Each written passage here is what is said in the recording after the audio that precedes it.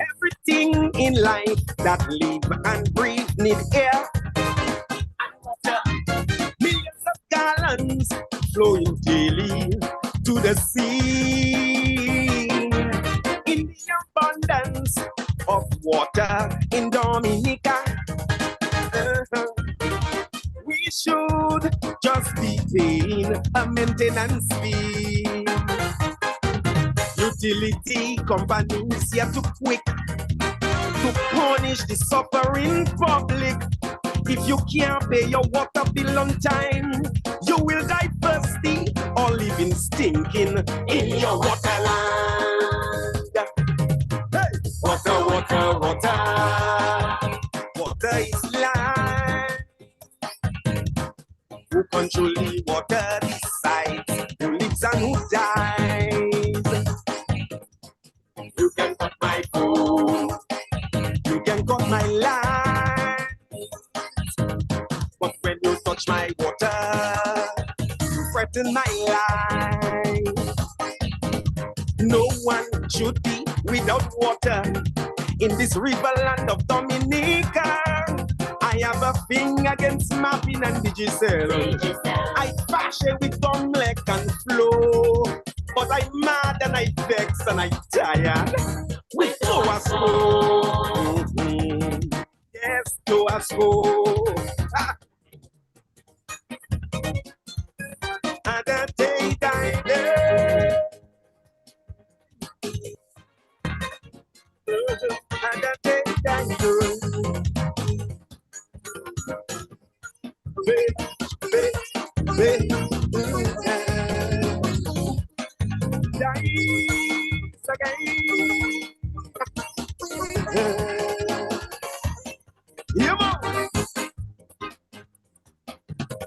COVID-19 locked down hundreds of customers online for water, risking their lives to pay their water bills on time. All right, folks. Yes, that is where I want to say special greetings and welcome to all of you locked to that space at this time. Cannot be free. It's already 15 minutes, quarter past the hour of 6 o'clock in Dominica and the regional space in which we live. Welcome to the program called Civic Vibes. That program is aired each and every Sunday from 6 o'clock. So that means, yes, we're about a little minute, a touch later. But you can well understand that with technology, anything can happen at any time. But we are here and we are ready to go.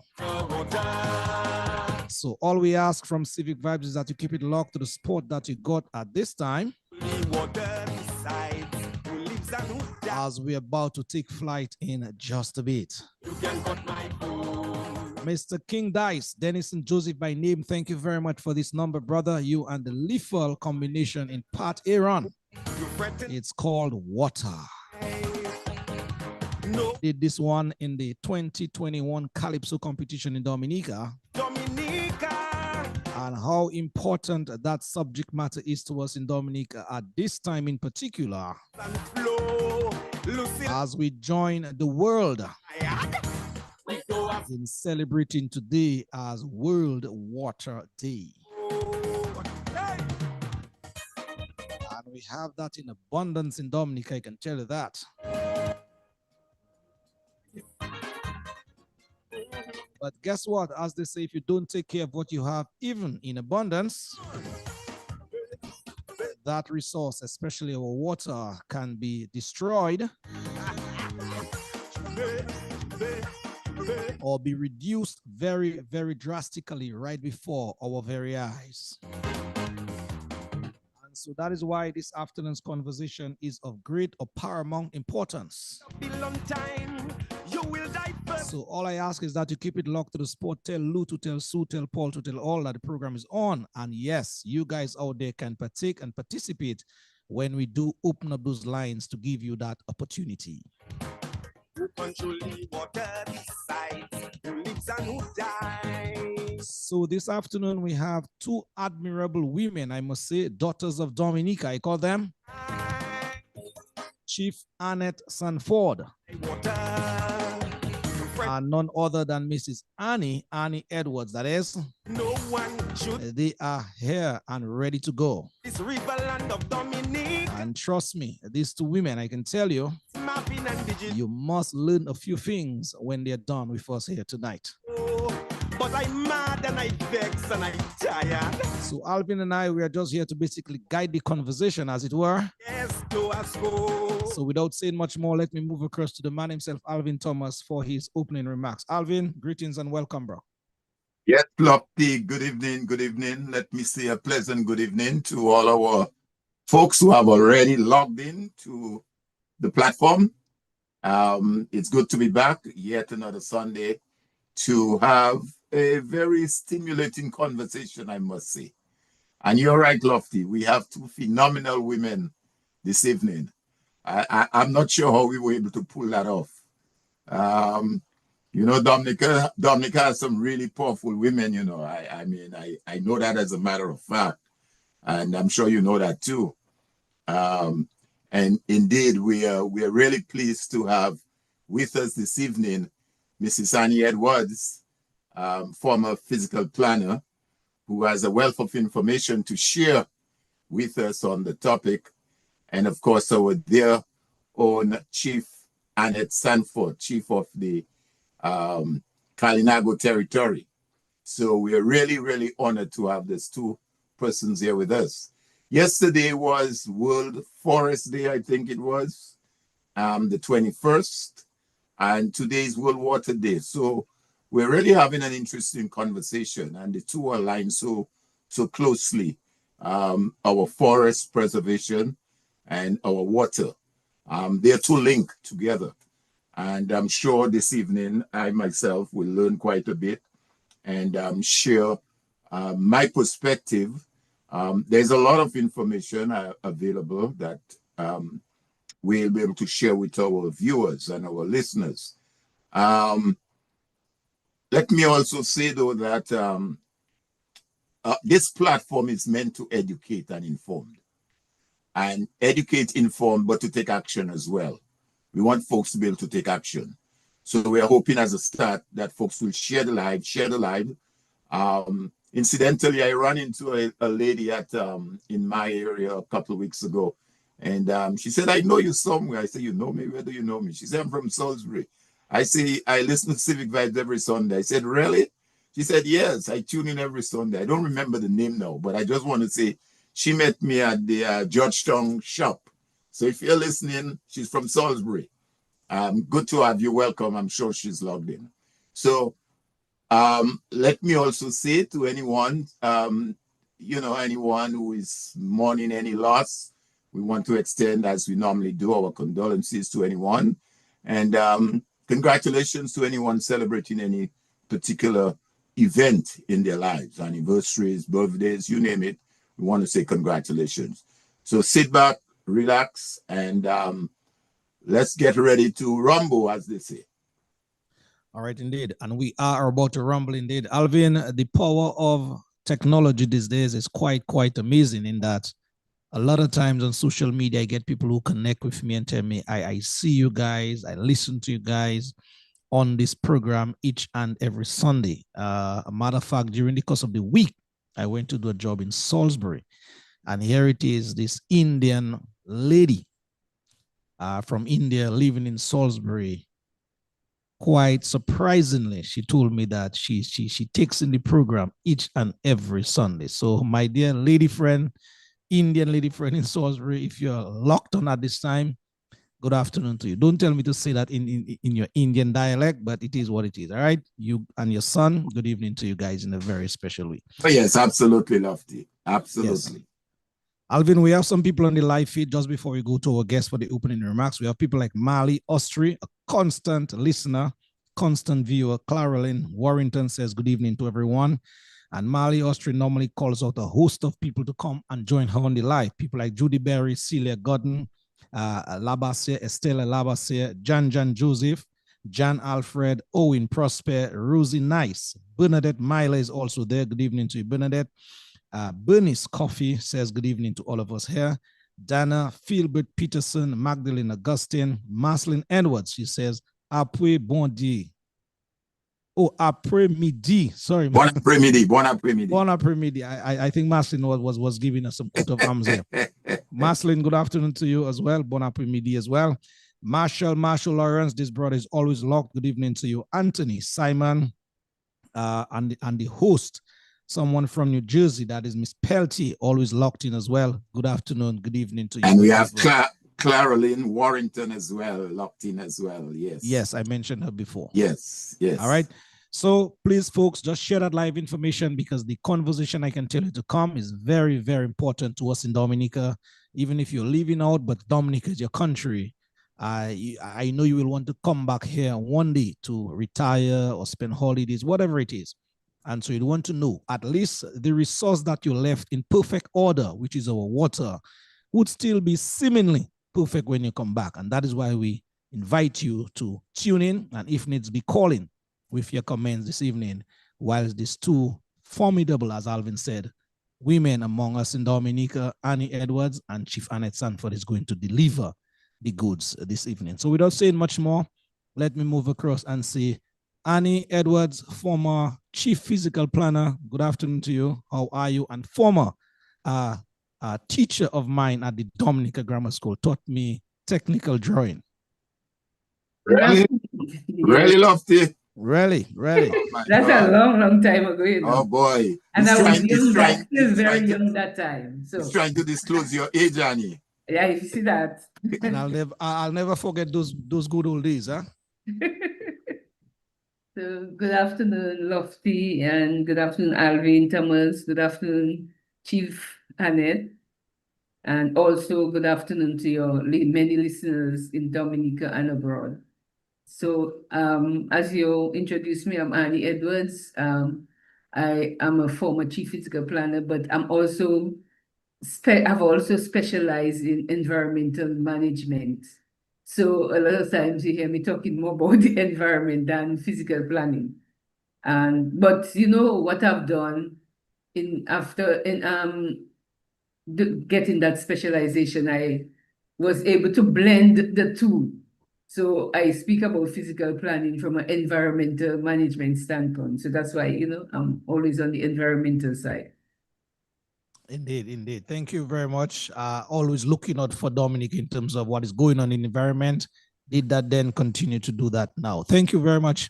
Ms. Edwards, we'll get back to you in just a bit. Yes. Chief Sanford, good afternoon to you, my friend, in a very special Kalinago way. I cannot say that in the Kalinago language. Me abrika. It's Mabrika. Mabrika. Yes. Or you can say Matewini, which is good evening. Matewini. Yes. Okay. You learned something, Lofty. Yes, Mabrika Matewini. Matawini. Let me write that down. Matawini. Mate. M-A-T-E. Oh, Matewini. If I grab accent. Okay. Yes. Matewini and Mabrika. Okay, good. All right, Chief, go right ahead. The floor is yours. Thank you. Good evening to you, Lofty. Good evening to you, Alvin, and to all the viewers online. Special good evening to my Kalinago people who are listening. I hope that this discussion will, enlighten you, those of you who are still in doubt across Dominica, that you will get some information that will help you to understand the difficulties that the Kalinago people are going through right now. And I'm very happy as the Kalinago chief to be here on this program this evening, because my role as the chief is to represent the Kalinago people at all times, whether it's not in my liking or whether it's in my best interest. At the end of the day, the people elected me to represent them, and I have the full responsibility to be the voice for them at all levels, on any platform whatsoever. And therefore, this issue that we're facing right now with in terms of water, and the theme for World Water Day this year is Water for All, which is very important. because water, as we know, is life, and it is very important. And as guardians of Dominica for generations, it's very meaningful to us as a Kalinago race. And I'm very happy to be here tonight, and I'm hoping to, add to the discussion and really add some value to the indigenous perspective of the importance of water here to Island Dominica. Sure, indeed.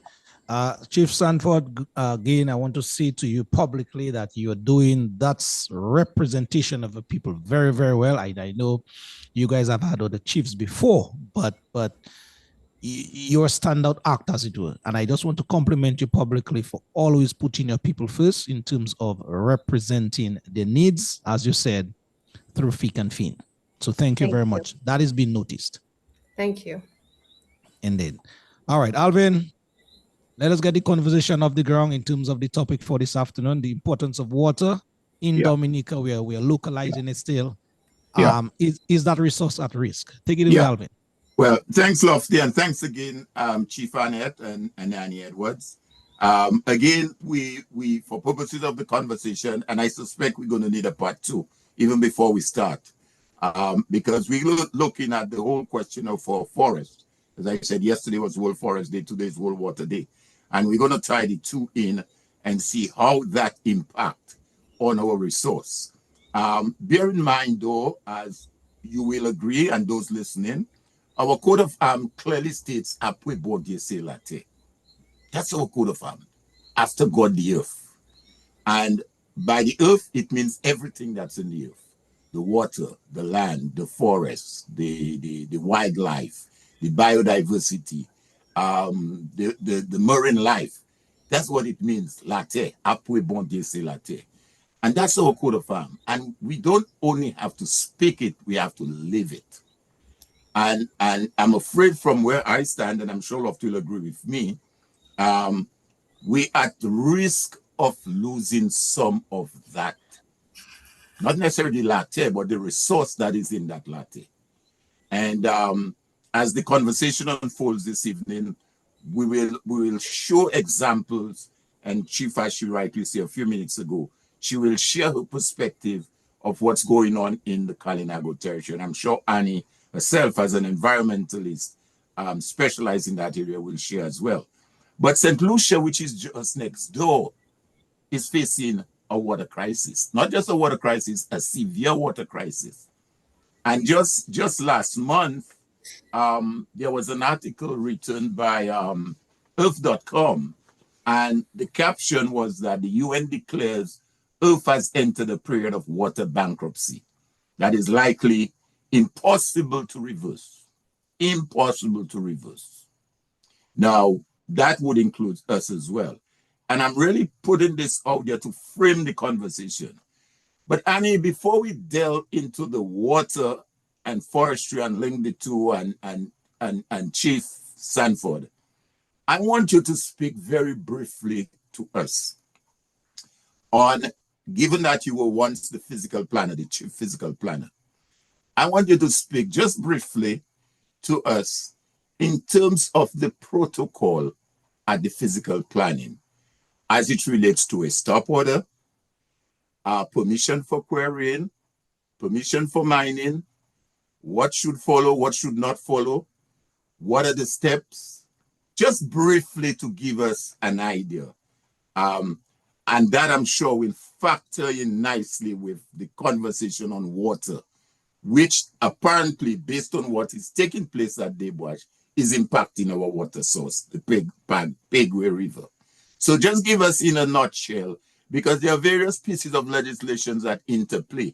It's not just planning, it is, as I understand it, it is forestry, it is land, it is environmental, a whole bunch of it. So for the benefit of our listeners, just kind of paint for us how this thing unfolds to give us a picture. Okay. Well, under the Physical Planning Act, if someone is doing something illegal, like for instance, a normal person building a house without planning permission, or probably building it but not in accordance to the approved plan. So you applied, but you are changing the size of the house or the roof. You might have got approval for a galvanized roof and you are now doing a concrete. All these things have implications for the structural, in that case, for the structural integrity of the building. So under the Physical Planning Act, when the officer goes out, he or she sees that, especially if it's a very serious change in the structure of the building, or if it's a massive development that must get planning permission, then under the Physical Planning Act, you are supposed to issue a compliance notice. Now, that compliance notice will tell you that you have committed a breach and XYZ by doing XYZ. So you might have changed the dimensions of your building or whatever you had done wrong. So that's what is normally sent out on a day-to-day basis to people who are doing illegal construction under the Planning Act. Now, under that compliance notice, you are normally given 28 days to remedy. So within that 28 days, you can either submit your approved drawings or you could work out with the development control officer, some kind of accommodation. If it's not too serious, you might be able to work out with that person some kind of accommodation, and then he reports, and then the compliance notice is maybe lifted if the planning department believes you have remedied the breach. Now, in the case of what's happening at Debwash, the officer would have gone out to the site, or maybe because of all the noise that was going on, they would have gone to the site and realized, yes, something serious is happening. So in that case, the excavation was taking place. We can see that big mountain that has started to be excavated. So excavation was taking place without planning permission, which means that the person had submitted his plans to the planning department. The company, sorry, MMC had submitted the plans, I think, or they may not have. Sorry, I'm not too sure about the timeline, but they would have submitted the plans and started the activity before planning permission is given. Now, because of the gravity of that development, because they doing this massive excavation, they would then dump in on the side of the river, on the banks of the river, and causing all that material to get into the river. And because of the gravity, especially the environmental gravity of that situation, there is something under the Planning Act that you can administer to the person in called the stop order. So you give them the compliance notice, send them what the breach is, but at the same time, you give them that stop order. And under the Planning Act, you can only give stop orders if you are threatening, the person is threatening the health and safety of the public, or if they are committing environmental degradation, any serious environmental degradation issue. So in the case of what was going on at Debwash, it's the planning department and Dominicans in general, most Dominicans, I should say, realized that this activity that was going on was going to cause severe environmental damage to the environment, specifically to the Pegwa River, and the livelihoods of the people in Concord and the Kalinago territory. And also you had the deforestation taking place, cutting off all this land, and all without planning permission. So that's why you'll notice that a compliance notice is given out, specifically stating that you have started without planning permission by starting this illegal activity. But at the same time, the stop order is given, tell you that you have to stop immediately. So the 28 days does not count when you issue a stop order. You are causing environmental degradation, and or you are causing you're causing you're not causing injury, but you are threatening the health and safety of the public. You are giving an environmentalist a stop order, and you have to stop immediately. And no activity should take place until what you were told in the compliance notice is satisfied. So in the compliance notice, they were also told that they had to wait until planning permission is given. And from what we found from the chief, planning permission has not been given yet. So right now, they are violating the conditions of the stop order. And the stop order is a very serious, I think is the most serious, I would say, weapon that the planning department has. Because, you know, some people think it's given by the chief physical planner. It's not. The chief physical planner would have got the information brought to her in that case, telling her what was being done. But after she had to then write up some kind of justification for the stop order and had to get 4 members of the board to sign it. So, I mean, sometimes we hear about chief physical planner being, you know, put on leave and those kind of things. But unless you get 4 other members of the board, which is like a quorum of the board consists of 7 members. Unless you get those 4 members to sign that cover note to give you permission to send it out, you cannot send it out. And that just shows the importance and that stop order carries with it. And in this case, obviously, she got the persons to support her. And that's why, you know, I am seeing that activity is going on. That should not be happening. In addition to that, it is considered so severe that the penalty if you don't abide with the stop order is you have charged on summary conviction. You would have to pay $40,000 plus $1,000 for each day that you continue to commit the breach. So let me just get a quick takeaway. As I understand it, before the activity started, planning had to approve. So you can't start until planning approved. Yes. But in that case, it appears they started without the approval of planning. Yeah. And having started, planning issue a stop order, and they still have not stopped. That's the takeaway I got from. Right. All right. Go ahead, Lofty. Yeah. The follow-up question to that, Annie, is based on my understanding, based on what I heard in the public domain so far by an official closely connected to the construction, it came across as if planning gave some sort of initial green light to go ahead with the project, but not the approval note itself. Does that make sense based on your experience? Yeah, based on my experience, there are cases where, you know, some major construction, most times a major construction is about to be embarked on. And, you know, for one reason or another, the person wants to expedite, you know, to start it, you know, because it costs the time implications and so on. So the planning board would sit on it and give what you call sectional approval. So that is normally done in cases where you have, you know, like a massive building and then they want to start. So they would probably just submit the foundation drawings, or the foundation drawings would be approved still while the remainder of the drawing is being reviewed.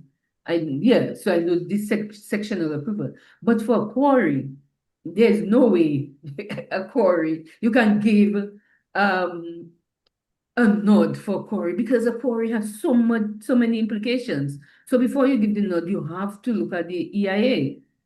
A quarry has a lot of implement. If it's a case where, okay, you look at the site and you decide, you know, you could work with the person and because the impacts are not so severe and, you know, they want to start mobilizing and so on. That could be done. I'm not saying no, because that is done sometimes. But in the case of that quarry, especially when, okay, you could say that they were not aware of the seriousness of the development. I don't know if that's what led them to give some kind of go ahead, some nod, as they say. But Yeah. No, you understand, for the type of development, and they should have realized that it would have serious implications. This is not a straightforward development. You Yeah. have the cutting of trees, you have so much excavation taking place and so on. And it's the type of soil is a kind of muddy soil, and the river, a major river is close by. I mean, there are so many red flags there to look at. Okay. I also got the impression, and Chief, we're coming to you in a while, but we're just trying to establish some, foundation there as it pertains to environment before we pull you in and the impacts it has had and it's having on your people, the Kalinago people, and by extension. But Annie, I also got the impression that the officials said planning is government and the government is planning. And the impression I got from that individual is that eventually the planning division would have given the green light in terms of the approval of that project. How again would you unpack that sort of lingo? Planning is the government, government is planning. How can planning be the government and the government? There are separate roles in here. The government is responsible for going to parliament and passing the law. And the planning department is the agency that is responsible for administering the law. And when you read through the act, the first thing it says is that there shall be a chief physical planner, and the chief physical planner is responsible for X, Y, and Z, and their whole list of responsibilities. Anything that goes to the planning department that leaves the planning department must be signed by the chief physical planner. The only weight of planning falls on the back of the chief physical planner. There is no only, I mean, in a couple cases, you say that you'll read that the minister is responsible for, has a few responsibilities under the act. But the chief physical planner is like the chief of police. The chief physical planner gets his or her instruments directly from the president, just as the chief of police and some of the other chiefs around. So I don't understand what that person meant by saying the planning is the government. And well, that's why institutions fall down, If the government then takes over the role of the department. Yeah. I mean, I'm glad you raised that analogy of the chief of police, because again, the chief of police has to strengthen what you said. I think it was last year in Trinidad. The chief of police in Trinidad arrested a minister of government, and the chief of police in Dominica can arrest the prime minister if the prime minister breaks the law. He has that authority and that power to arrest a minister of government. So I'm glad you used that analogy. But I'm happy you're able to explain that, Annie, because one of the things, unfortunately, we've had to deal with in Dominica in recent times, and well, a while back, but more recently, is the misinformation. The misinformation. And we're people who are supposed to provide information to us, the citizens, mislead us. Because clearly, I heard a senior official make that comment about planning is government and how government can stop government. And clearly, that in itself is a total misinformation. And I mean, we can always go have a separate program for that, because that in itself can take a whole program by itself. But there is what I'm sure you're aware, the Mines and Mineral Act of 1996 that deals with quarry. And quarry falls under the Physical Planning Act. Then we have, as I said, the Forestry Act, the Environmental Act. There are so many different players that come into play in dealing with a project of that nature. It's not even, it's planning, yes, but it's even, in addition to planning, you have the other players. So I think it is so not right, and it is so unfair to give citizens the impression that, well, this is just a little stop order. There's nothing wrong with it. We can stop it.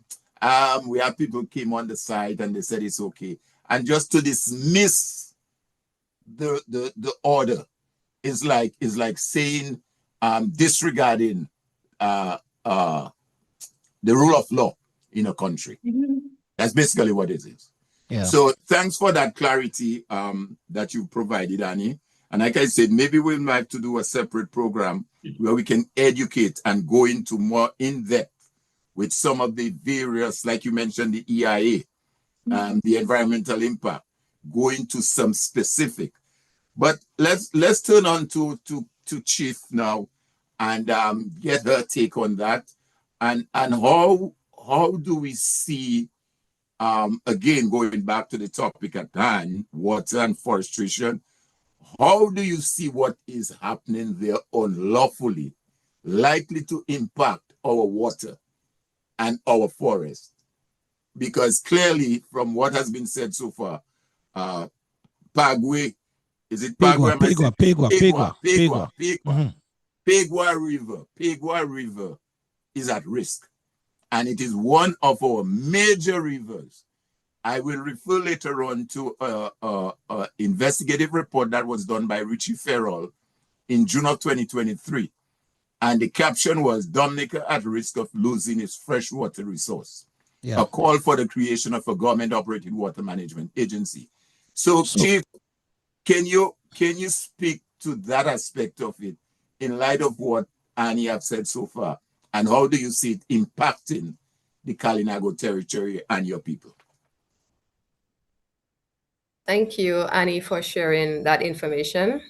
I just want to say that before we even came out, I believe the call was made by Mrs. Edwards. She was one of the first who spoke out about it on the media, on social media. At that time, I did not say anything. I chose not to say anything because I wanted, honestly, to allow our Minister of Environment, who is our parliamentary representative, to have been the voice of the people. I mean, he's the one representing us at the highest level in Parliament, and he would have had more, I feel that he would have had more impact being connected to the people who were actually responsible for doing the damage at the wash. However, when he chose to remain silent and we continued to have our Hamlet meetings, because that is one of the things that we do as a council. We try to engage with the community every quarter just to give them an update of what we're doing, how we are functioning, the challenges that we're having, and just to get feedback from them. Many of the communities that we went to, the people asking, what are you all doing about the destruction that's going on at Debmarsh? We're not hearing anything. None of you have come out and say anything. So we had to explain to them why we were waiting. And when we finally went to Concord, after that last meeting, we decided that we were going to publish a statement the next day. So after hearing from the people of Concord, getting their go-ahead, listening to their concerns, we decided we were going to visit the site the next day as a council and then publish a statement on the media. So we went ahead and did that. And after that statement was published, we got a lot of backlash, from various individuals, including some of the people who worked at the Ministry of Environment. In the approach that was taken, many of them said, okay, you should have written a letter first instead of going to the media. You called a meeting with the minister, etc., etc. So we reflected on how we went and did the whole, our statement and all of that. So we decided we were going to write letters. So we sat and we wrote letters to the various ministries. We wrote to the Disaster Management Committee. We wrote to the Ministry of Health. We wrote to our parliamentary representative. We wrote to Planning Division. We wrote to the Chinese Embassy, and we also wrote to the President of Dominica. We only got two responses, one from the President, who encouraged us to continue consulting with the various ministries, and also the Chinese Embassy, who said that they are always willing to work with the Kalinago people, and they will do whatever is in the best interest of the indigenous tribe. However, from what is continuing, it's contradicting their statement. Now, the impact that it's having on the community, it's very grave. And as you know, based on the statistics of Dominica, the indigenous people live below the national average of Dominicans on a whole in terms of the economic activities that happen within the community. And we do have indigenous people who work at the various hotels and guest houses near the river. So most of the activities have to do with the river tubing, the tour guiding in these areas. We have individuals who have no water supply at their homes, so they would have to depend on the river every day to bathe, to wash their clothes, to, just do their basic daily activities. We have individuals who use it as recreational activities, or young people, that's where they learn to swim. I mean, everybody enjoy going to Basse Majo. I'm standing on the rock and just, somersaulting down. It's one of our best basins in the Concord River. I see people from out of the territory sometimes stopping to do picnics and, just having that moment where they can relax and enjoy a good bath in the river. So it's not just the Kalinago people, but I would say we are impacted the most because we use the river a lot. And sometimes, I reflect on so many statements and some people who tend to be, very negative about us standing up as a nation and as a tribe. But when we recall Hurricane Maria, I mean, we saw how people, professionals, proud people were standing in lines, trying to get water from source.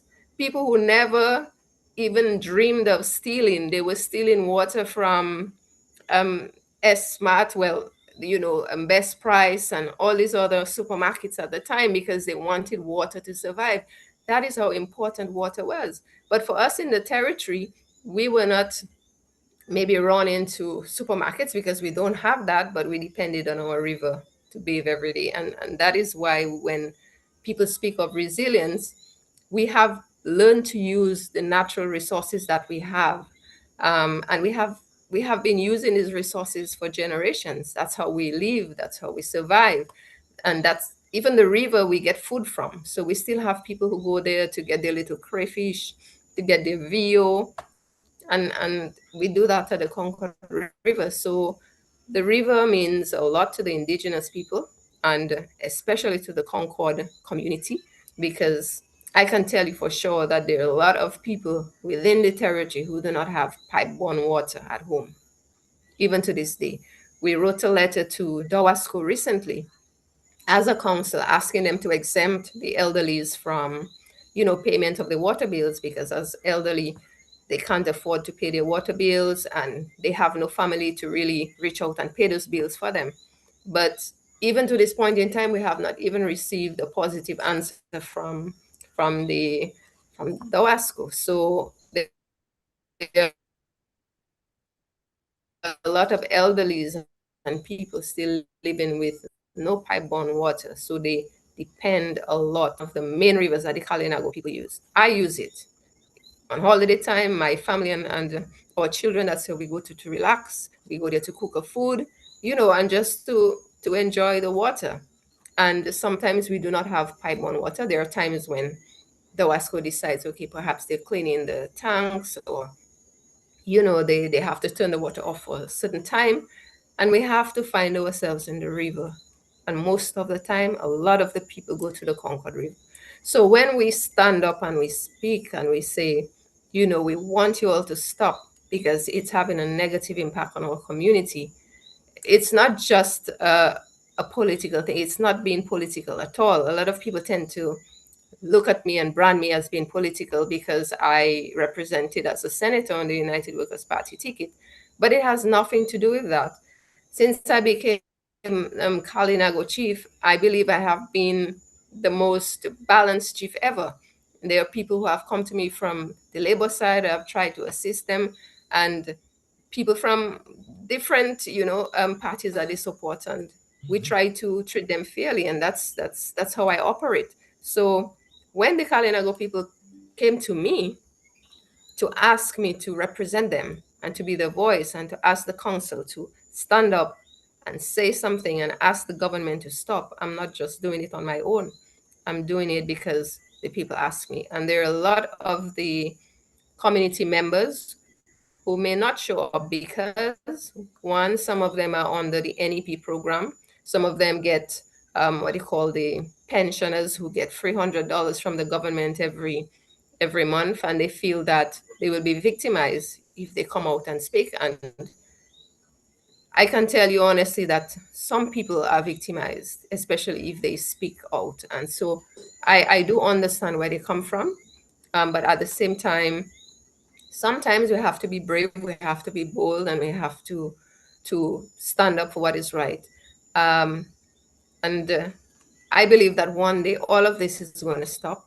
And if the leadership do not listen to the Kalinago people, I believe they'll be making a very grave mistake, because our voices matter in all of this. And right now, with the whole concept of indigenous rights, I think that we do have legal grounds to challenge them, because it's not like we have not been trying to have a discussion about it with them. We have reached out to them. We have reached out to every one of them. We have had consultations before parliamentary representative who chose not to speak on the matter. But legally, we do have very strong grounds that we can use to challenge them. And I'm hoping that we wouldn't have to go that route. But we're giving them an opportunity to really meet with us, consult with us, and listen to our concerns. One other negative impact we were having, though, is when they started all the blasting, there were some people complaining of an itch that they were receiving when they bathe in the river. So a lot of the people were at one time very scared to go to the river. Their skin were itching and they were developing bumps on their skin. And there are other impacts, like the school. The school, it's very hard for them to operate because of the trucks passing on the streets every now and then, the noise pollution. So it's a combination of all kinds of issues, including the environmental issue, as we notice going on. But for us as Indigenous people, I see it more as a human rights issue, because you are taking away our resource, our livelihood from us. And according to the various sustainable development goals, we have a right to water, we have a right to life, we have a right to our economic activities. And when you are infringing on those rights, it means that you don't care about us. And I've always felt, where I sit right now, that Indigenous people, many times, I see our community as not being valued. We are not valued as contributors to our nation, to our country. And it's very true that people tend to value the things that are important to them. So if you think that your education is important to you, you will maybe invest, you put more money into it. If you think that your health is important to you, try to get a health insurance. And I feel that to us, like, it's like our voice don't matter. And I see it as not having any value at all to the leadership of this country. Because if we were a valuable asset to the leadership of this country, at least they would have tried to meet with us, tried to have a conversation, and come up and have a discussion with us and find out what's really going on, as opposed to just going ahead, deciding to destroy the river, no consultation at all with us, and having this negative impact on our community. I think it could have been approached much differently. Yeah. All right, folks, thank you very much. It is already 7 o'clock. That is the time. We have to take a break in just a while. But just before we take that break, though, one more question before we go there. Going back to Mrs. Edwards and coming down to you, Chief Sanford. And it started out with the situation whereby the law itself was violated. And she pointed out, she gave a number of red flags that indicated why she thinks that the law has been violated. Also, Chief, you mentioned certain situations where your people and the environment has been adversely affected.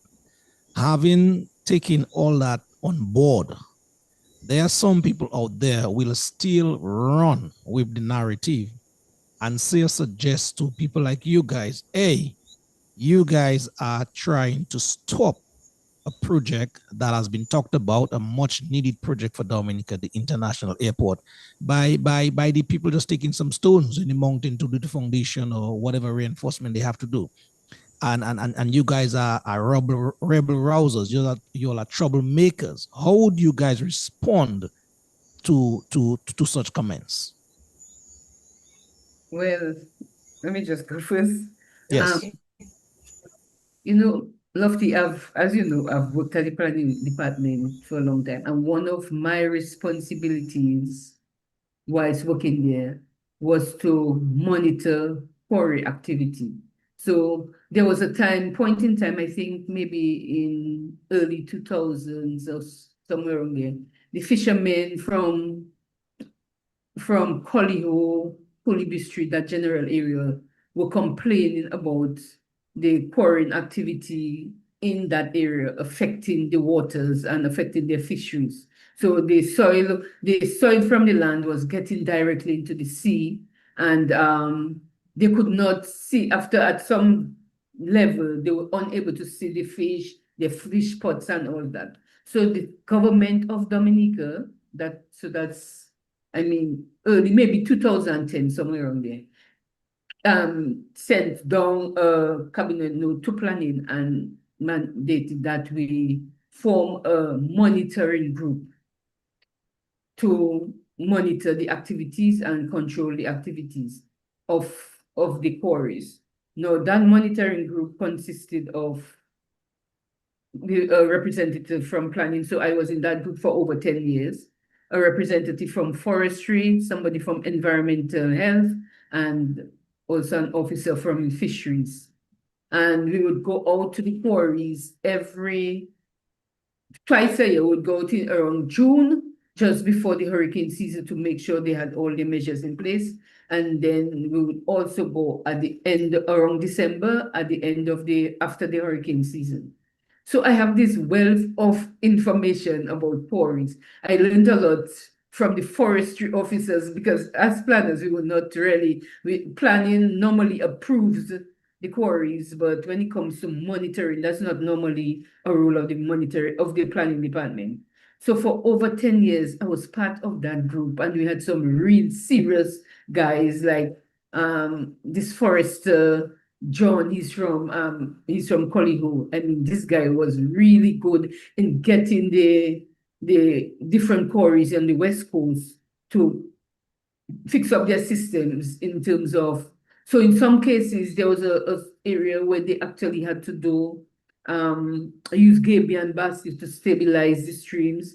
They had to do things like put their sedimentation ponds in place and wheel wash and their containment for the oil, all these things. So I'm very familiar with quarries. And one thing I know about quarries is that all the quarries on the West Coast, you get into the quarry site and you see the material right in front of you. So you'll see the material, you'll see some vegetation they have to remove, but the rock is right there. And from the time I passed on that coast, on that day when I passed there, I hadn't passed there for a while, and I saw what was going on there. I said, but that cannot be right. I've never seen a quarry site like that. You stand there and all you see is a set of dirt, soil, clay soil. And then you think, but look, the river right there. And if you, I mean, I travel on that road for a number of, all the time.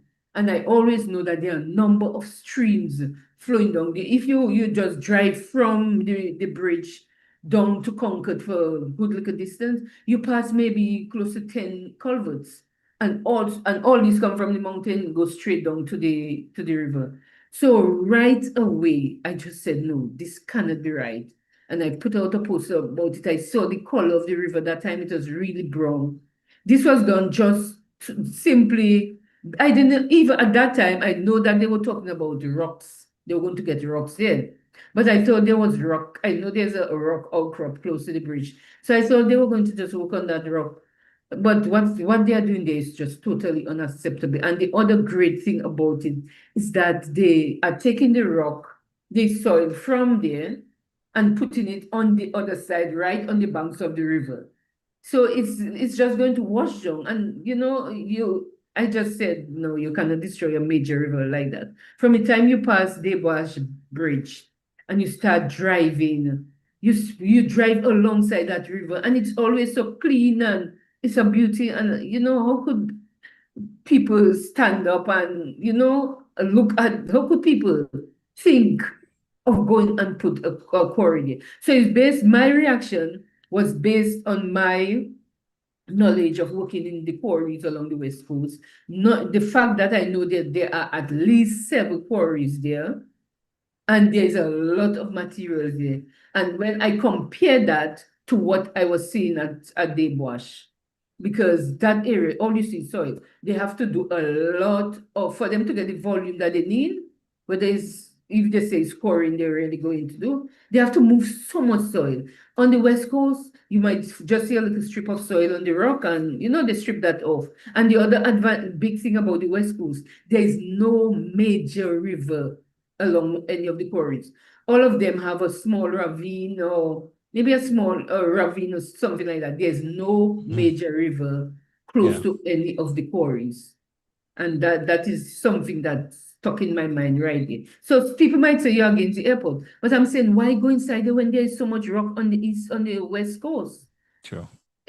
I mean, there's rock on the West Coast. Whatever you have to do, the environmental cost of use of quarrying at Debosh far exceeds any transportation cost or whatever that is preventing them from using the coast. I started to read through the EIA, and the only reason they said that they are going to quarry at Debosh is because of the distance. It's closer to Westwood. I didn't say anything about Best Rock or anything. So there is some miscommunication. Miscommunication there. Yeah. Chief, same question to you before we get to that break. Persons may classify you as a rebel rouser, troublemaker, not wanting that big project Dominica dreamed of, International Airport, to get off the ground. Your response?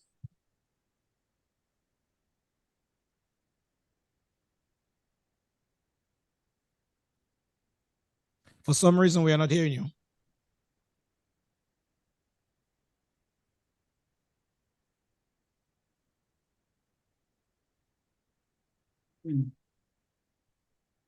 Maybe she dropped.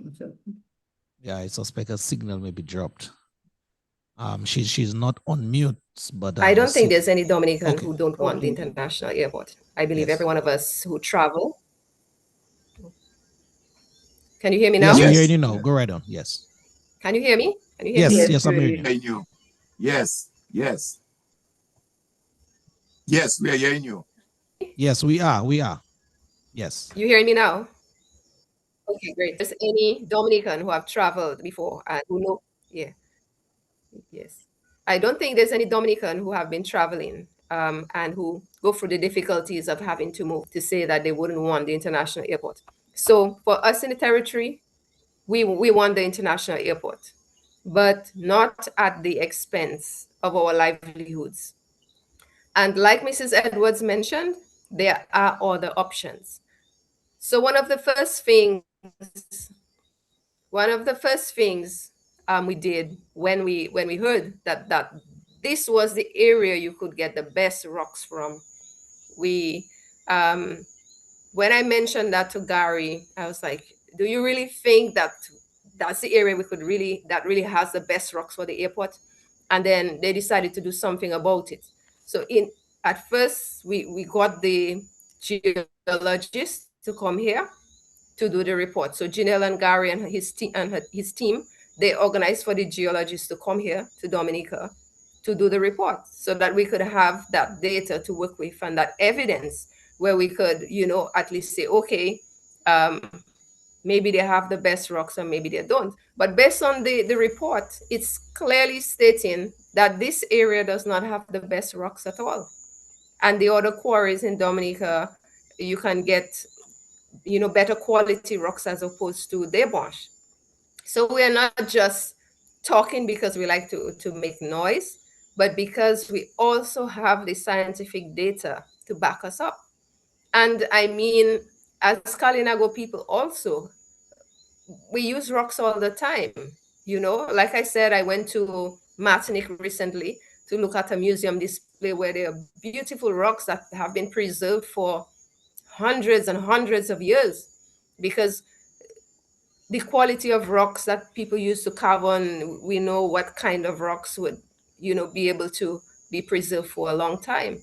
And just looking at the forest, you can clearly see it's basically a mixture of mud and little stones. To perhaps get these rocks, you would have to go very, very deep, and it will take a very long time. So we have to have the factual data. And I want to tell all the people who are saying that, if we don't get the rocks there, there'll be no airport. That's crap. That's nonsense. And we need to stop it. And people who are repeating it, I mean, the prime minister's a psychologist. We have to know that. That's a fact. And he will use anything to get to have his way. But trying to lie to the people when we have the scientific data, I don't think, it's practical at all. So one, that area do not have the best rocks, and we can't get the rocks from the other sites. We have the quarry at Qualiho, where the airport from Antigua was built on it. We also have airport in Guadeloupe and these French islands that are close by, who get rocks from us all the time to do major projects in their country. So to say that this is the only area you can get the rocks, total lie, and we should stop it. What is happening at the marsh is illegal, as Miss Annie said, and anything that is illegal, any person in their right mind, they need to stop it. Even now, if they're trying to cover up their tracks and doing so many things to, cover up and do damage control, they're still falling short. They're still shooting themselves in the leg because they keep making mistakes all the time. And if you're a liar, you're going to be caught at some point. They said 99 days for the thief, 1 day for the watchman. And that is what is happening right now. All right. Chief, well said. Mrs. Edwards, well said. But we are on that mark. We have to take that all-important break at this time. When we come back, we're going to look at some of the live comments from some of the viewers there, and then we'll continue with the conversation. All right. Thank you very much. Let's do this one from our King Dice. Calls this one Water.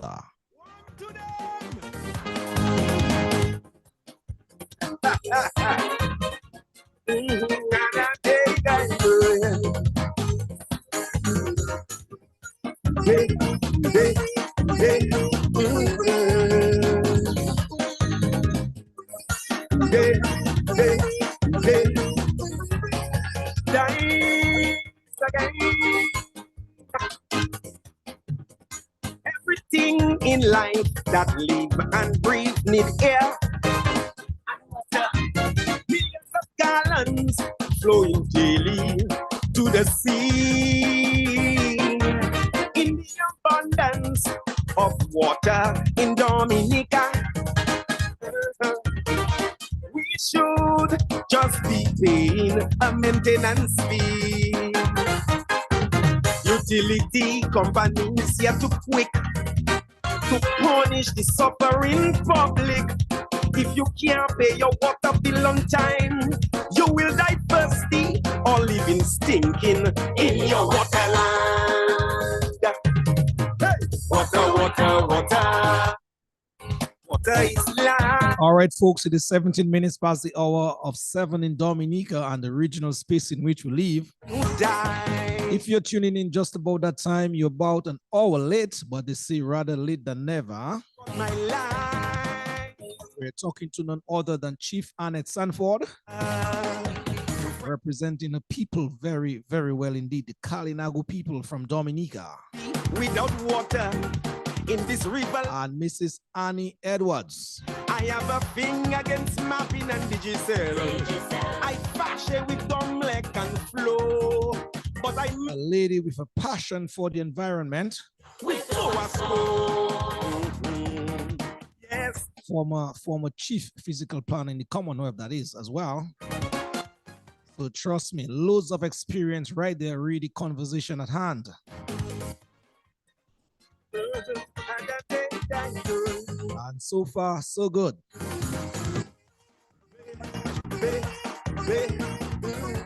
So the numbers on your screen at this time, these are the two numbers you can use to facilitate your voice into the conversation.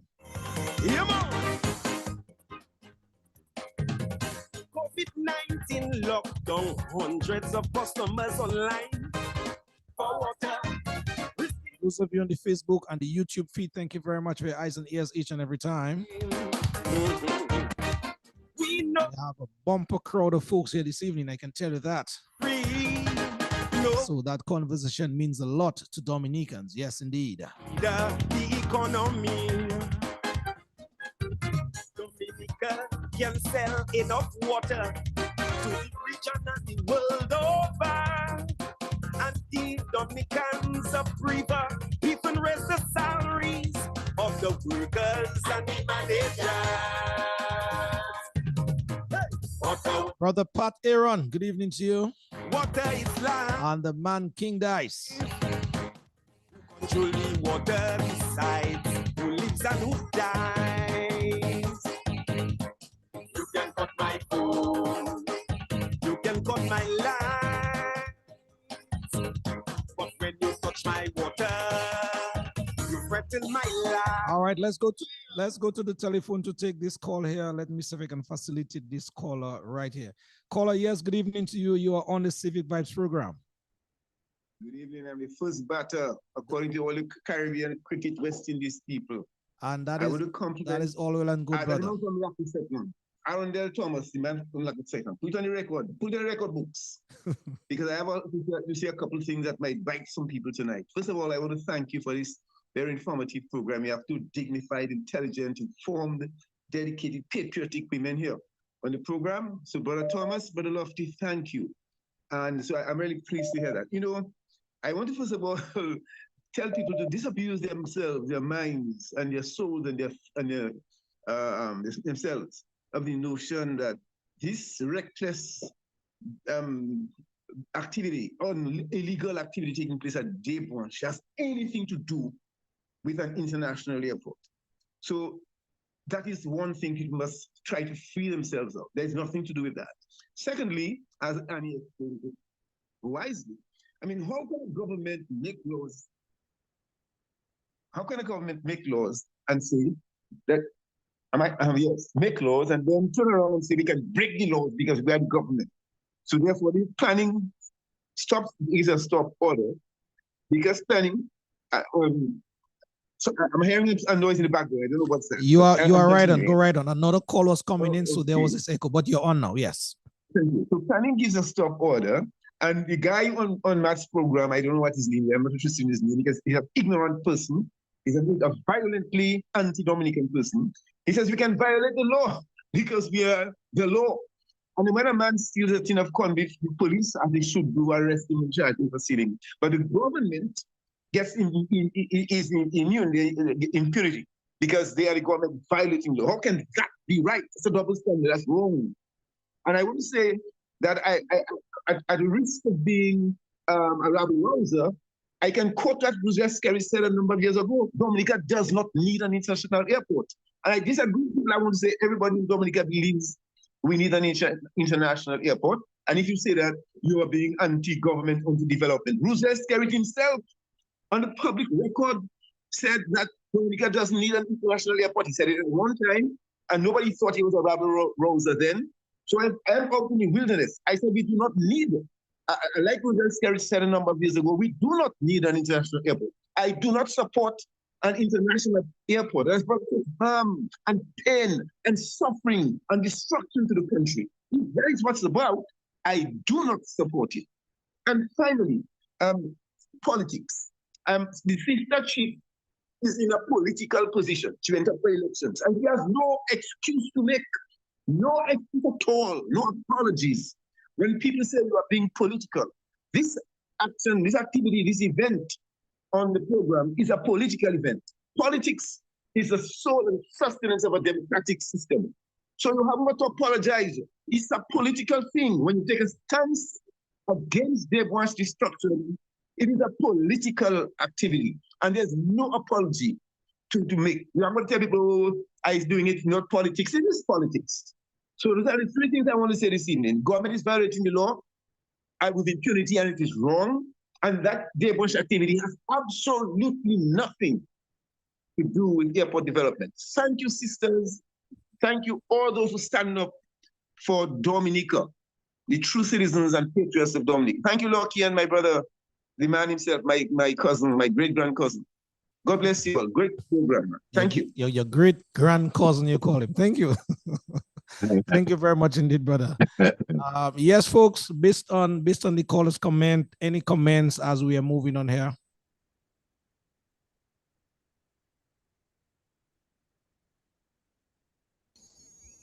Yes, for me, Lofty. Yes, anyone? Yeah, go ahead. Yeah, just trying to get a feedback based on the caller's comments. Yeah. All right, let me just try to facilitate. Him. I do.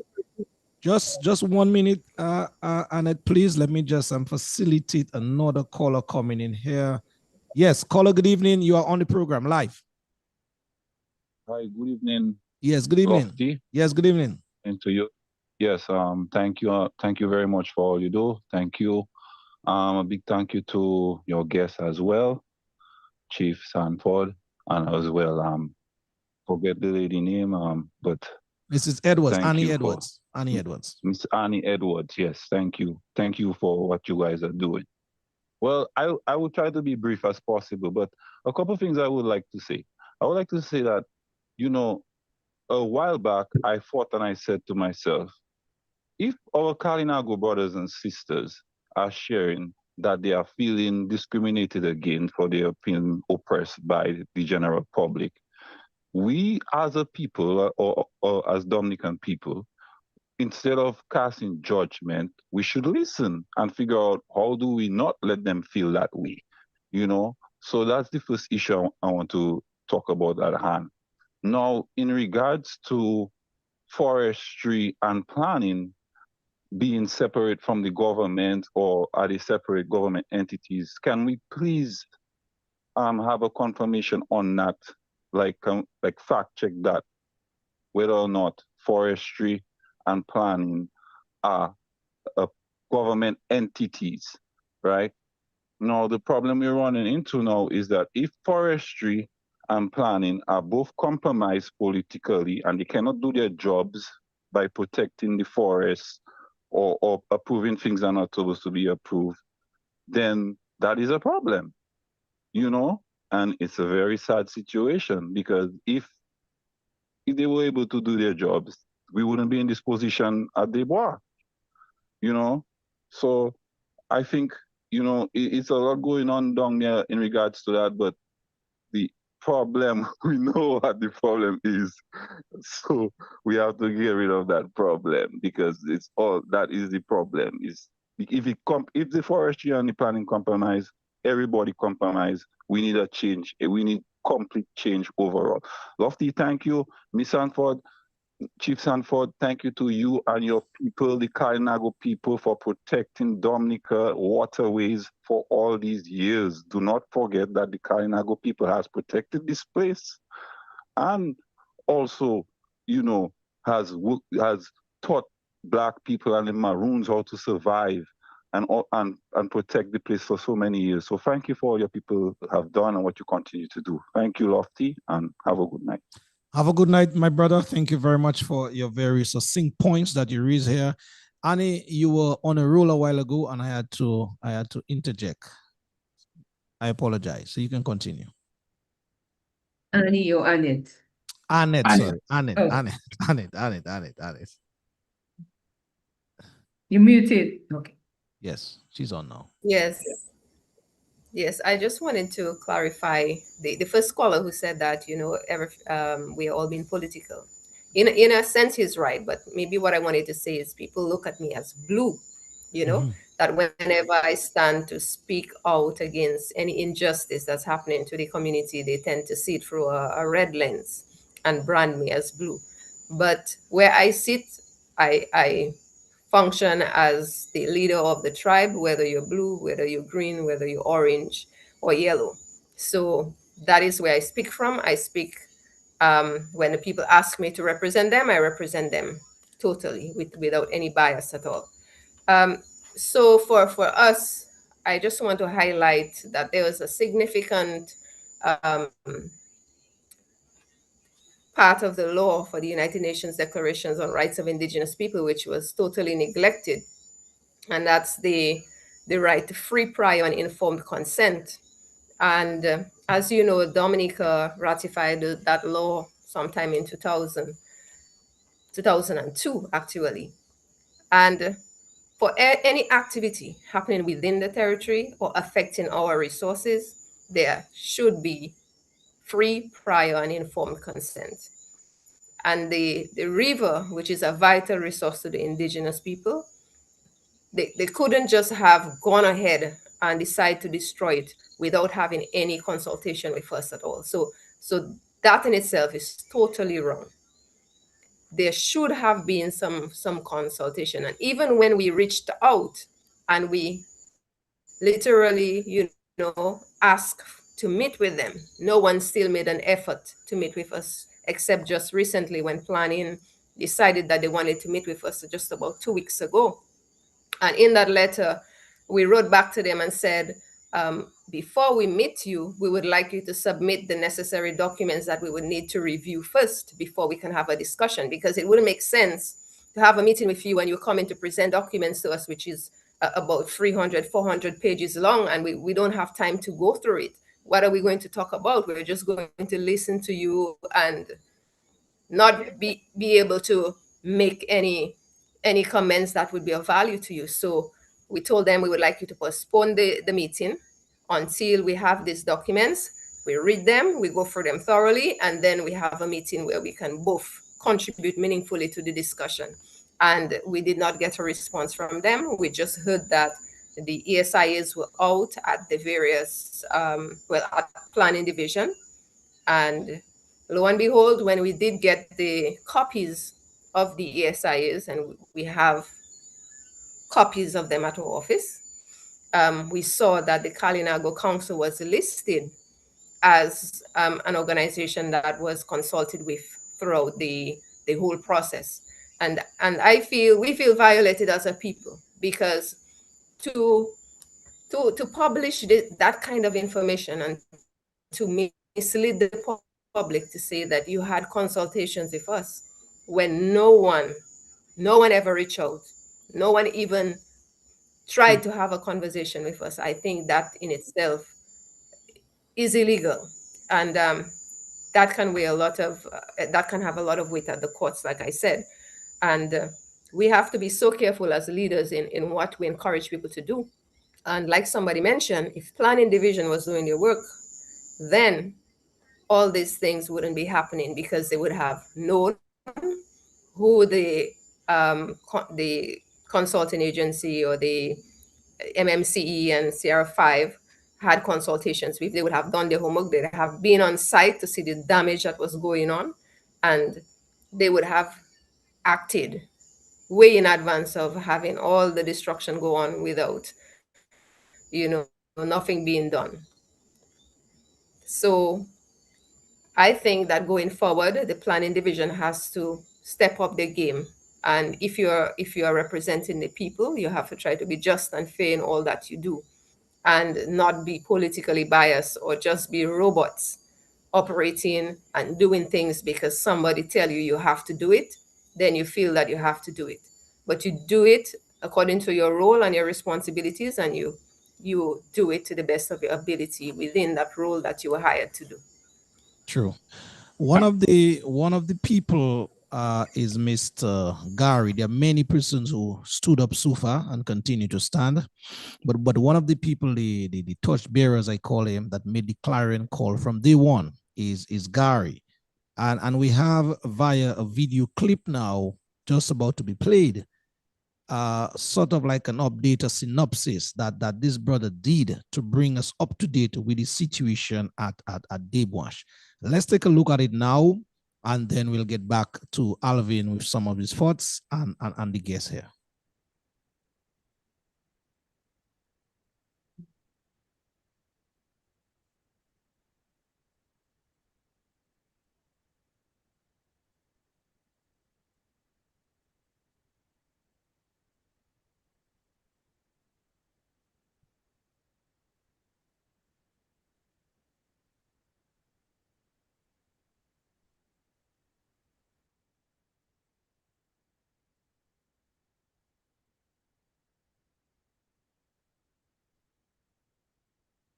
Not playing, Lofty.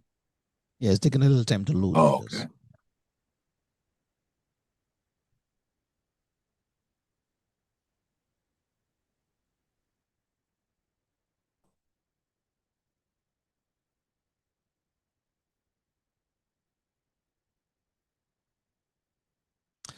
All right, a little technical difficulty there. Let's try to rectify that, and then we'll get back to that video clip just in case. But Alvin, yes, continue. Yes. All right. I'm trying in all what we've said so far to come back to the question of the water, our rivers, our water, and link it with our forest. So let me start off by painting a picture, and I will get Annie to respond and to comment as well as Chief Sanford.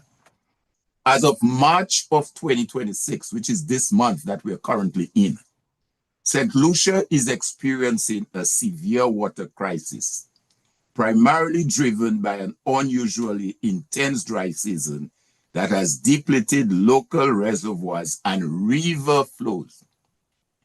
The situation has become so critical that government and the private sector have begun importing water by barge from neighboring Dominica to sustain the tourism industry and alleviate pressure on the national supply. That's St. Lucia, right next door. Infrastructural upgrade. It goes on to say the government has introduced parliamentary resolution to borrow approximately 22 million US dollars for critical upgrades, including reconstructing the Northern Pipeline and rehabilitating the Theobald water treatment plant. Earlier when we started the conversation, I referenced courtesy one of our very own, Richie Farrell, who did some investigative report a little over just about 3 years ago, June 30th, 2023. And I'm going to read 3 sections from that report. It's a very good report. I would suggest those of you who can get your hands on it, get a copy of it and read it.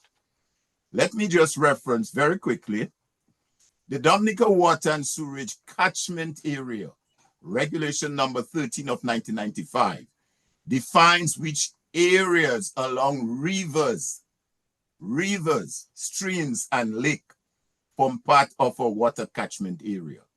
It places restrictions on activities in such areas. However, operational such as timber extraction and logging are allowed in protected areas under certain conditions. Dominica's sole potable water distributor, the WASCO, has internal policies governing its operation, while the company is currently implementing elements of its water sector strategic development plan. More needs to be done to ensure its water reservoirs remain at full capacity. It goes on to say, company officials said that the water sector strategic development plan cannot be made public. So they have what is called a water sector strategic development plan, and they're not prepared to make it public. Again, we talk about transparency and accountability. Let me conclude by stating there that, but this selfless act has resulted in the company's inability to provide on-time maintenance to its distribution network and security for its watershed. That's the kicker in there. Dominica has 10 major rivers identified by the WASCO and the government of Dominica.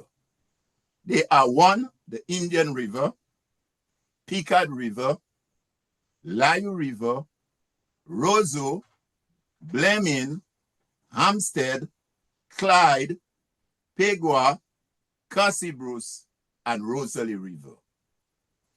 Now, my question to you, Annie, and to also the chief, it seems to me that we have a lot of rivers, a lot of water.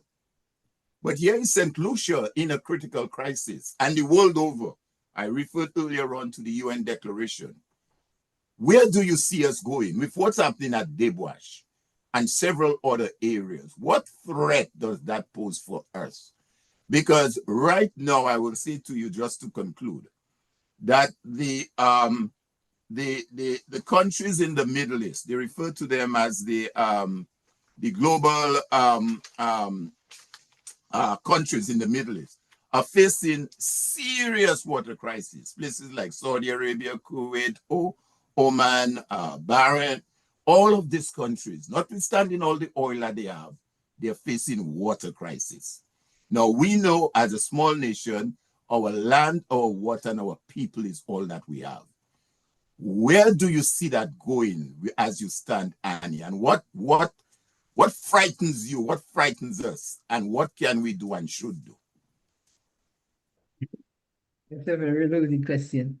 Okay, well, the first thing I noted when I, was reading up a bit is that water shortage is a crisis all over the world. The World Health Organization says that 1 in every 4 persons, that's over 2 billion people, have very little or no access to water. And even the Caribbean is like 10 million. They said that up to 10 million people are facing water crisis. And it's not only St. Lucia. They mentioned Jamaica, Barbados, St. Kitts, Nevis, Grenada.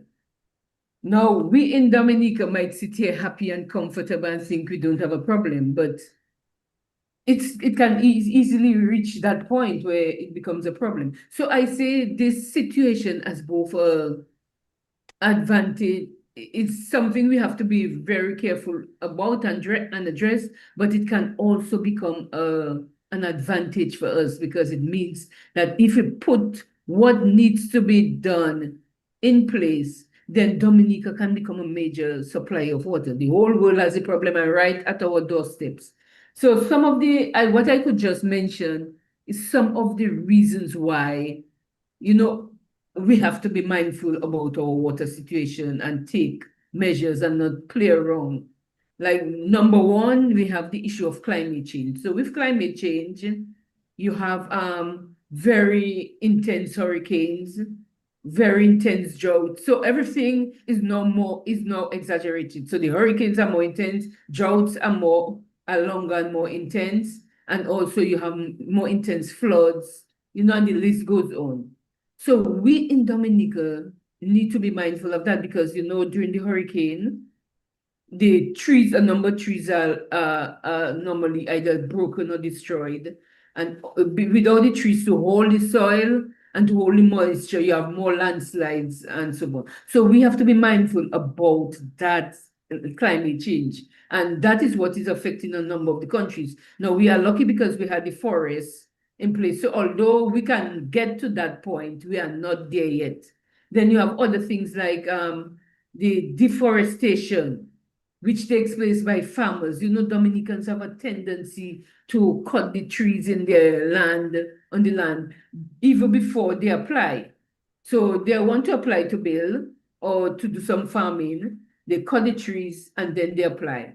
So that is something that needs to be reversed. So really what it means is that reversing some of the bad activities that's taking place that would allow us to be in a better place in a couple of years. You have the issue of encroachment on the forest reserve. The forest reserve was established for a reason, especially the Northern Forest Reserve, which is being encroached upon. This protects the watersheds the many watersheds that are on Mount Dablote. So just imagine you start going into the forest and cutting down trees for mining or some sort of thing. Right away, it's going to affect not one watershed. They are connected. So you have Clyde River, then you have Melvin Hall, you have Londonderry, you have Pegua River, Melvin Hall, you have Londonderry. All these are just connected. All of them coming from Mount Dablote. And one of the things that's critical in this stage is the control of the forestry department. When you grow up, the forest rangers were like police. You couldn't encroach on the forest. Now I'm hearing the chief forestry officer kind of giving a nod. That really made me feel very uncomfortable. Then there's also the question of management of watershed. So right now, the forestry department is responsible for the forest. And you just have, I just want to let you know that is not just all forests. They are responsible for state lands, forests that government owns. And the private forest is another matter. So that's where a lot of monitoring needs to be done. But right now, there is no like watershed management authority or anything to that effect. So the forestry monitors what's going on in state land, but there's no monitoring of what goes on in private forests. And a lot of, after the river comes down the mountains, it has to go through private forests. And that's where, a lot of logging takes place. So, these are some of the things that we in Dominica have to be mindful of to prevent us reaching the stage of places like St. Lucia. St. Lucia at one point used to be very forested, and, development was prioritized over the forest. So if we, in stepping back, we realize that we cannot continue that way. The government cannot just feel because we have the trees, they have to encroach on it. The trees, we need to have education program to educate our politicians. The trees, the forests have vital functions. The forest is what keeps the soil moist, and then the water is able to trickle through the soil and so on. If we destroy that, then the different tributaries that have to form the Pegua River, for instance, will be compromised, and the river will decrease in size and eventually dry up.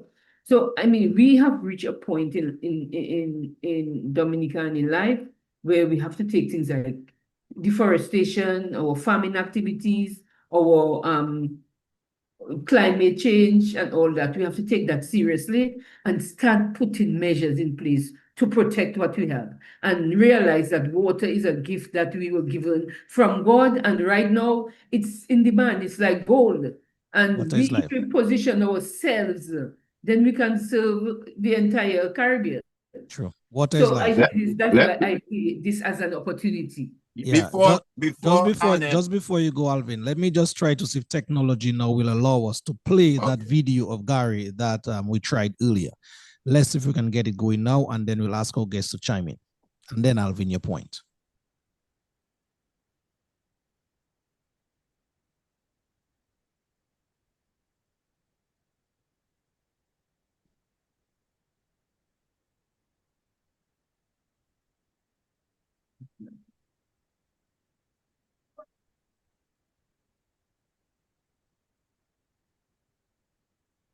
All right, it doesn't seem it's not coming through. Technology is working. Okay. All right, Alvin, go all right on. On. Just before I get Chief Annette to come in, Annie, can you remind our listeners, based on what you know, and given the location of the airport, the international airport that has been constructed, how many tributaries or rivers run in that area, and what may or may not be likely impact?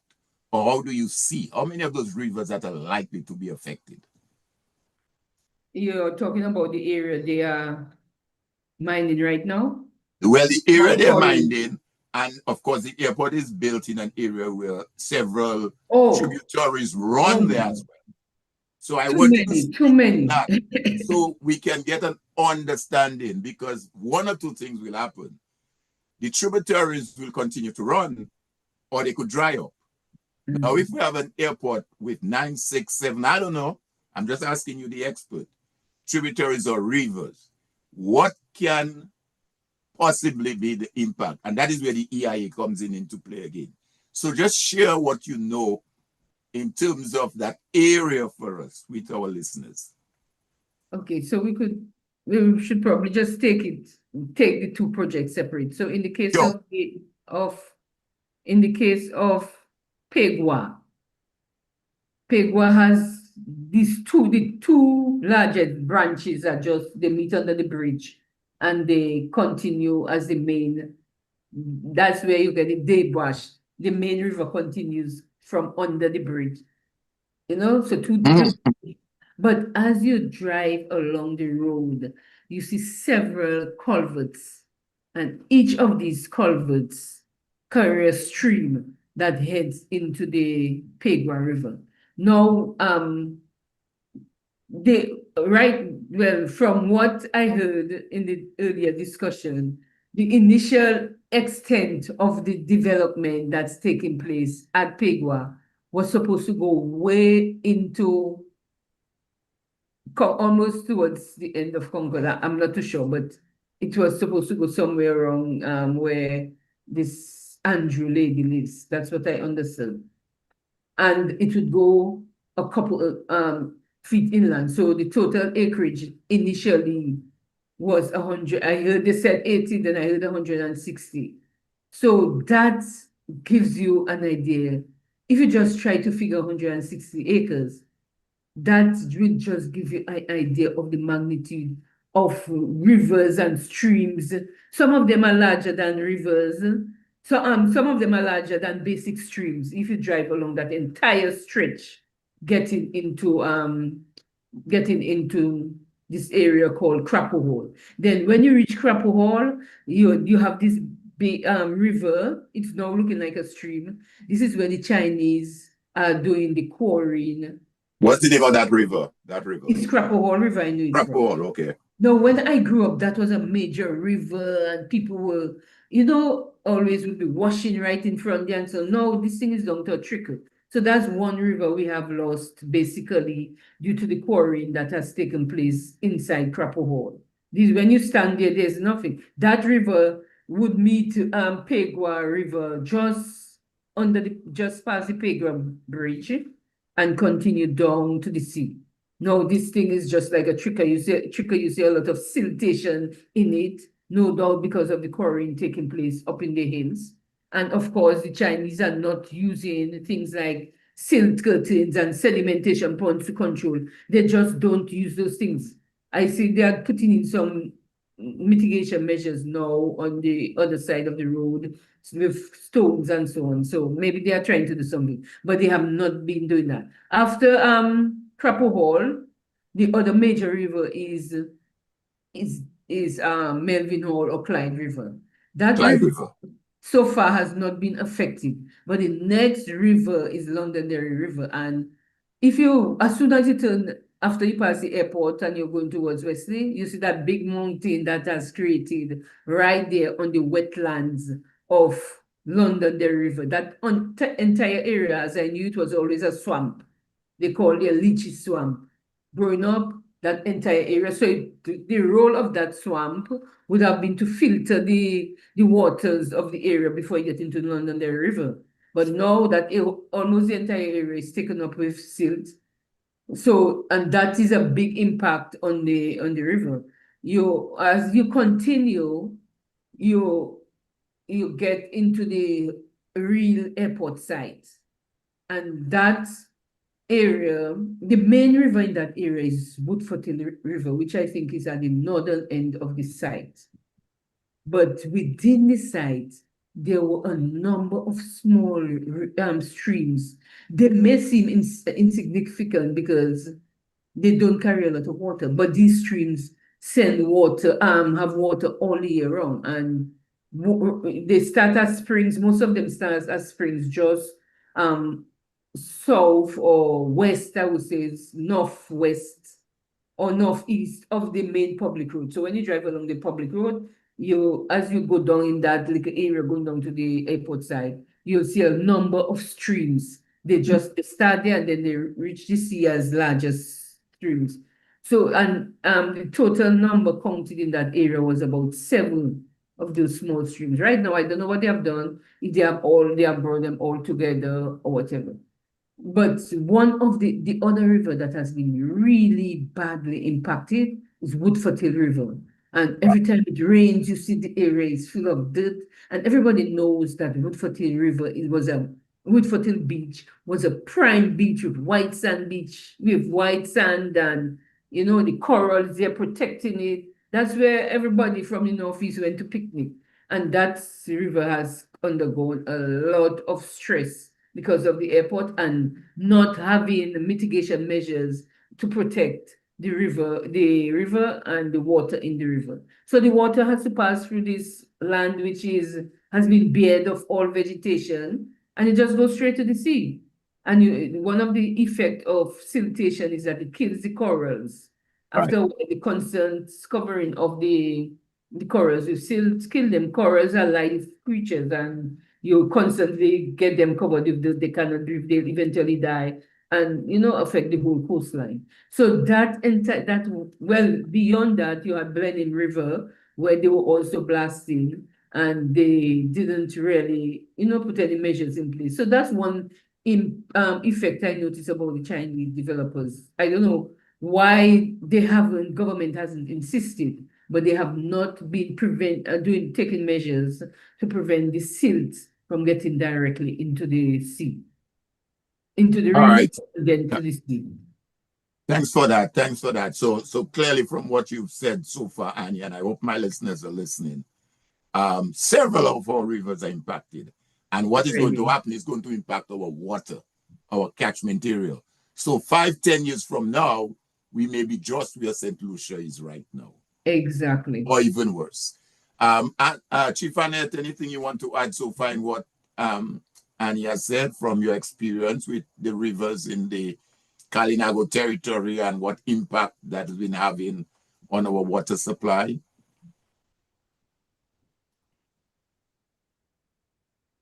We're not hearing you.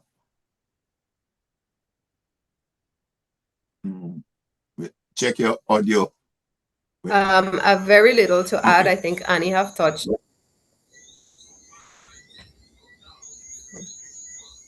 Can you hear me? Yeah, we're hearing you. Yes. Yeah, I think you have a little I have very little to add because Annie spoke quite well on. Okay. Because we tend to see a number of people not really appreciating the abundance of resources that we have when it comes to our rivers, and so we tend to pollute our rivers. So we go to have a picnic, we leave all our garbage and stuff by the river. We just throw our plastics anywhere, even at the seaside on the beach. So we would have to take more responsibility in caring for the resources that we have, in addition to all the other points that Mrs. Edwards spoke about. And for me, I feel what is happening at Debonche is going to stop. I am very confident about it. I'm not saying if it's going to stop. I know it's going to stop because what they're doing is illegal. And if they don't stop, they will have to face the consequences of it. Not through protest, but perhaps a legal way. And I can guarantee you, if this has to go to the courts, there's no way the developers can win a case like that, given all that has happened. And from what I see, what has happened at Debonche will set the tone for what should happen in the future, where Dominicans will realize how important it is to appreciate the resources that we have. And earlier on, I did mention what happened during Hurricane Maria. And for those of us who have already forgotten what it was like to be without water, for a brief moment, I want you to just remember Hurricane Maria when you were struggling to get water, how it felt to not have had water for some time, even if it was just for a short period of time. And therefore, I believe that Dominica can position itself to be one of the main countries in the Caribbean to provide water to the other Caribbean islands and to even the world. So we would have to put the measures in place. And the individuals working in the various departments that are incompetent, we need to get rid of them. We have to change them, or they would have to step up their game. And I'm making no apologies about it. If you cannot do the job, you get out of there. If you feel that you don't know what to do and somebody have to be telling you what to do all the time and you cannot think for yourself and critically analyze something, you need to get out of here and allow somebody who is competent enough to do the work.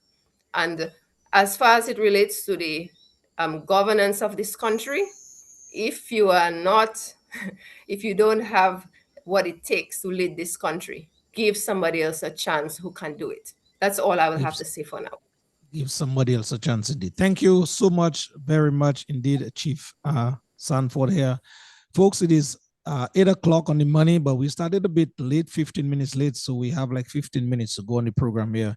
Alvin, let's see if we can go and take some of the comments. Our people are commenting. The program is very, very much activated tonight on the live feed. Marcelin Edwards writes, every government institution in Dominica is politically compromised. Brother Charles William, and folks, please take note, our guests here, please feel free to respond on any of the suggestions that you're hearing, if needs be. Charles Williams here writes, but there are no stones where the excavation or the excavating, it says, is taking place. Carl Kofi says, kudos to Annette. She made a great contribution in the week and presented the facts on the matter. Michael John writes here, sadly, we have a prime minister who lacks basic education and runs a country as a conman. Why everything is wrong in Dominica. Tyron Nicholas says, we have been mediocre. We have been mediocre in our gifts. We have taken what we have for granted when others put a high price on it. One of the things I lament most about Dominica is the wasted potential due to the lack of vision, commitment to the human life on the island. That is a comment from Brother Tyron Nicholas here. Let me see. Gerald Vital writes, Dominicans, wake up. We have a government who is hijacked by China, he said, with a debt burden.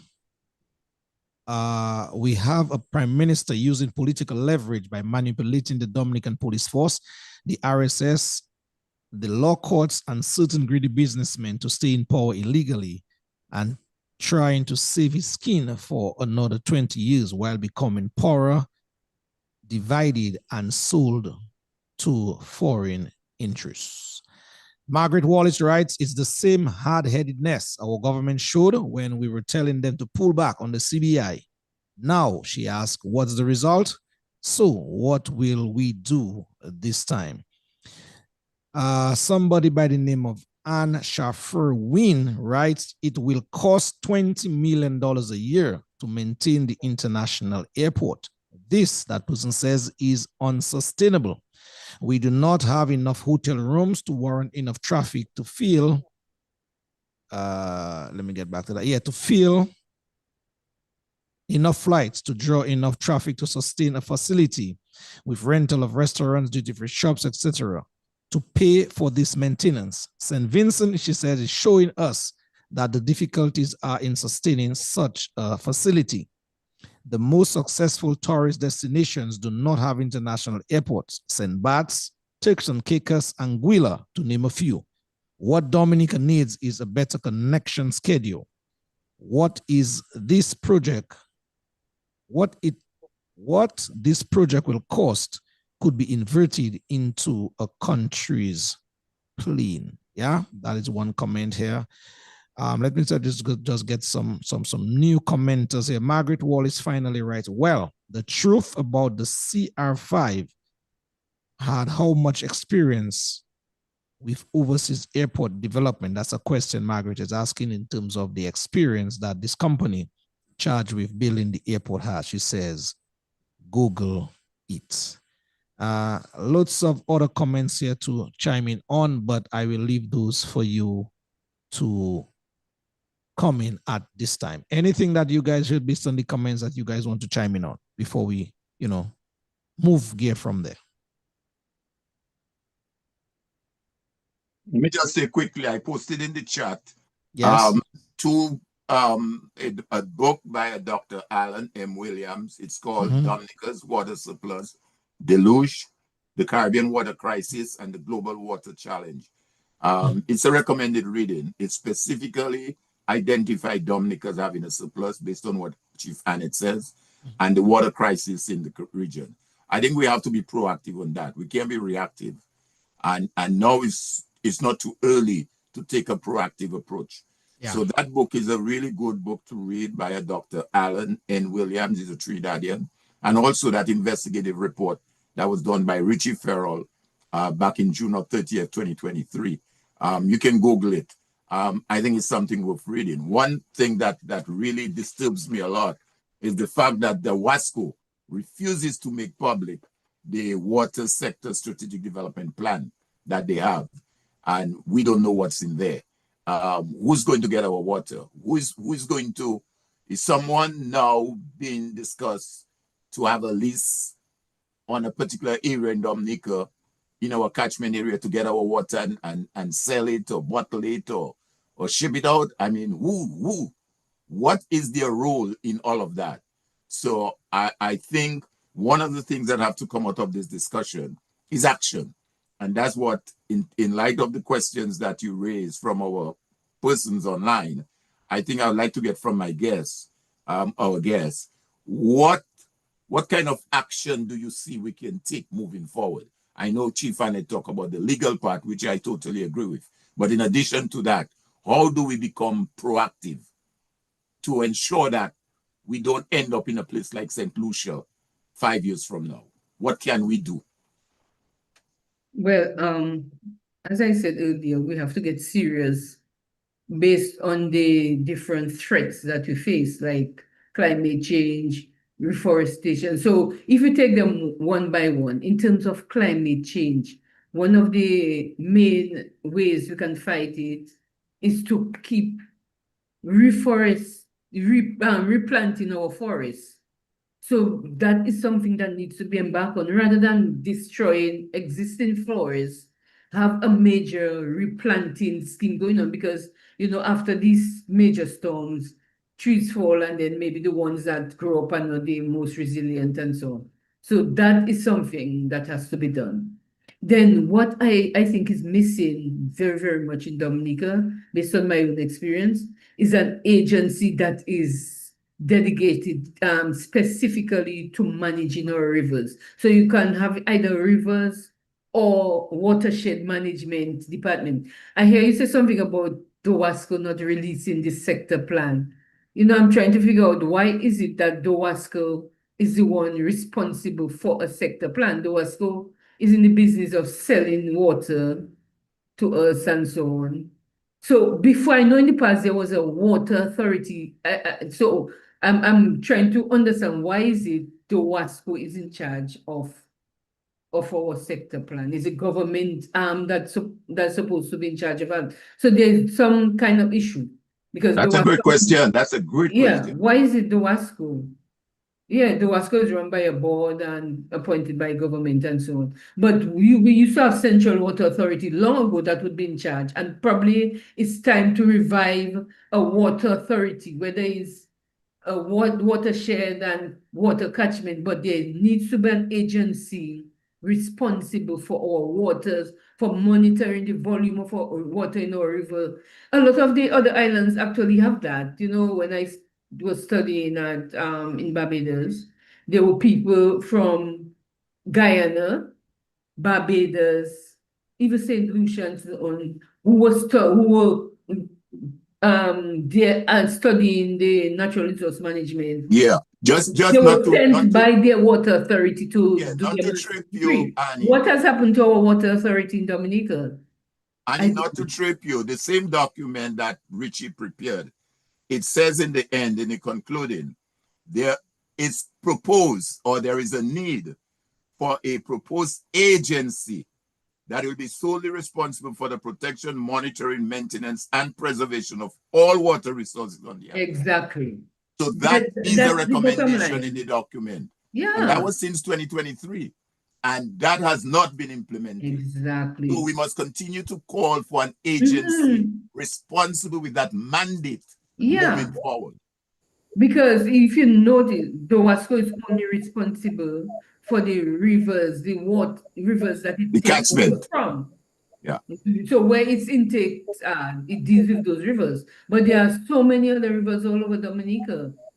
So yes, definitely there's that need for a water authority, and that is something we have to start. And then send our locals to train people like Brisbane, Miss Brisbane, and so on. These people are well-versed scientists in their field. There are so many Dominicans training environmental management, hydrology, and this sort of thing to be just monitoring our rivers. And so as we do the replanting and so forth, then what's taking place. There should be more replanting also along the river, the river banks. I know from planning, planning is normally responsible for ensuring that there's a buffer zone along the rivers. But you know, the way Dominicans are, there's a buffer zone, but they still build within that buffer zone. Yeah. So that is another thing that's needed. Establish buffer zones along the river when no construction, land use planning will come in here, when no construction activity takes place, and people plant, property owners should plant trees along these rivers. So that alone would help to build back the river ecosystems. Yeah, and then you have the agricultural aspect, maybe having better management, farmers doing better management. Before, you used to have things like terracing and all kind of things to protect slopes. Right now, farmers just plant anywhere. I mean, basically on the land. People don't do terracing and those things like before. So it's a whole real look at our system, you know, and realizing that we are at that point in time, this juncture, where we must be serious about our nature isle, our products, our water, and government cannot just get up and say, give somebody permission to go into a forest reserve. That should be a no-no. I don't know what other people think about that, but definitely to go and tamper with the Northern Forest Reserve and the Central Forest Reserve, these are very valuable to maintain our rivers, and that should never happen. No government should ever touch our forest reserve. Annette, Chief Annette, your comment. Annette. Alvin, I think that Mrs. Edwards touched on all the valid points already. For me, maybe what I would add is maybe a bit more signage could be used at our rivers. But again, with the water management agency, when that is established, allow for what people can do and what people cannot do, you know, when they go to the sites. We also have a lot of the underground water sources as well that we need to pay attention to. Most of the times we see people stop at what's that place when you're going down Bell's area. That's one of the common places that they use, but within the territory ourselves, within our territory, we do have a number of underground water resources that we're trying to rehabilitate now, because we know that these also play a vital role in, you know, providing water to our people. And the personal responsibility that each Dominican should take, I think, is very important.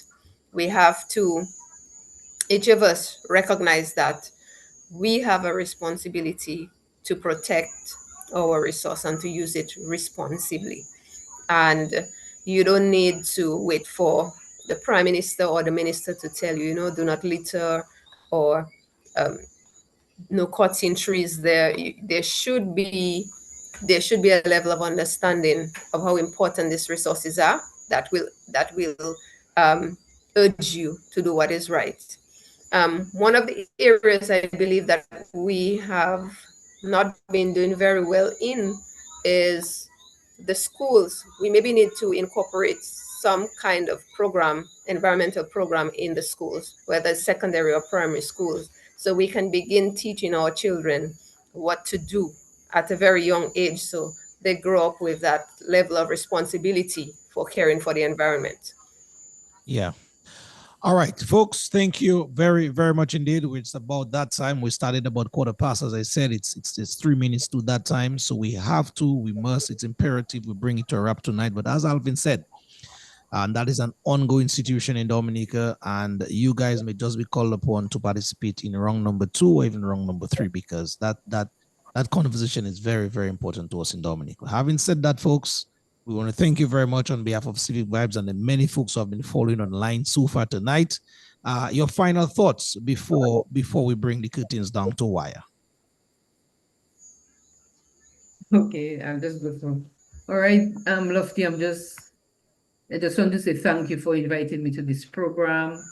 And as Annette said, I think this is a moment. What I've noticed with all the discussion going on, it seemed like it's a awakening moment for Dominicans. Some are against what I think we are against the but some not, but it has raised the awareness of the Dominican public about watersheds and water and environmental impact assessments and this sort of thing. So I think what you all are doing is very important. And as you said, we should continue the conversation. And as Annette said also, it needs to get into the schools because the children are the ones who are going to take the message home to their parents about not littering, not cutting the trees, all this sort of thing. So it's just, we already have the vision of Dominica.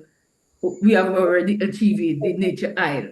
What needs to be done is to put the necessary steps in place to achieve it, whether it's the policy, whether it's the curriculum, whatever. And I think once we get on that track, then what we are experiencing now will not happen again in the foreseeable future. Yeah, indeed. Thank you very much. Folks, we had this video just before you come in, Chief. We had this video to play from Brother Gary tonight, but we could not do that. It was very unsuccessful from our end. But what we pledge ourselves is, try to get in even Gary himself and Miss Brisbane in and maybe some of the forebearers up there to continue on that conversation. So that is our pledge to you from Civic Vibes. So look forward to maybe next week we are pledging ourselves to have some more persons of importance re that conversation we're having tonight. Chief, your take in terms of your final thoughts. Yes, let me say good evening to all the viewers online. Thank you for joining with us tonight, and thank you, Lofty, you and Alvin, for having us here. It was a pleasure being here with Mrs. Edwards. And I just want to say that, with all that is going on, the issue with the Debauche situation, to me, it's a personal one because the river is a sacred inheritance to us. The river, the Concord River in particular, have sustained the Kalinago people for generations. It's like the veins of our land, the source of our food, our health, our identity. And so, over the years, over the hundreds of years, we have lived in harmony with these rivers. And today, we are being exploited, I would say, out of it. We are being maliciously attacked, and I feel disrespected. We feel disrespected as a tribe. And I hope that going forward, our leadership, our level of governance in this country would be more inclusive in everything that we do.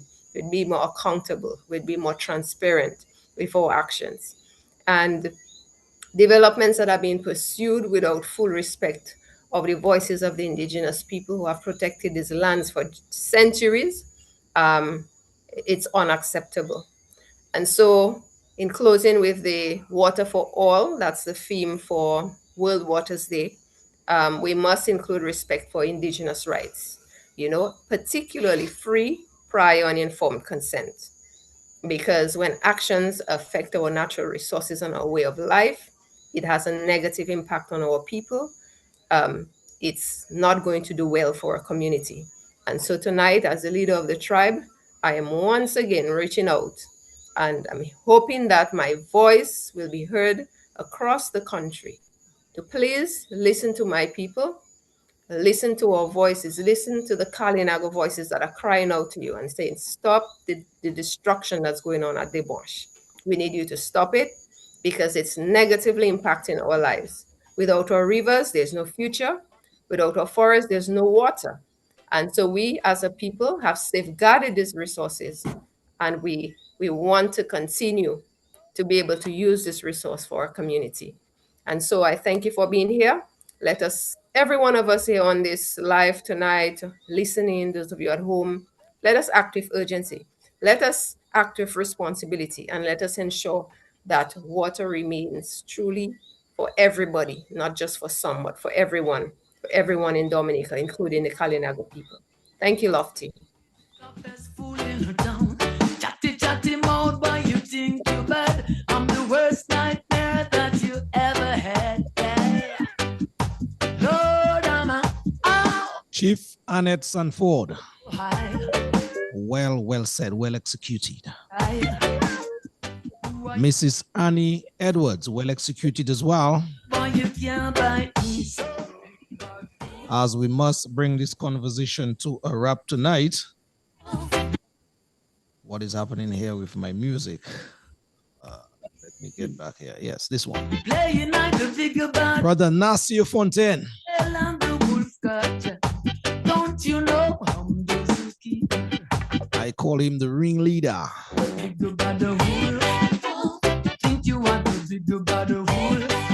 The man who made the clarion call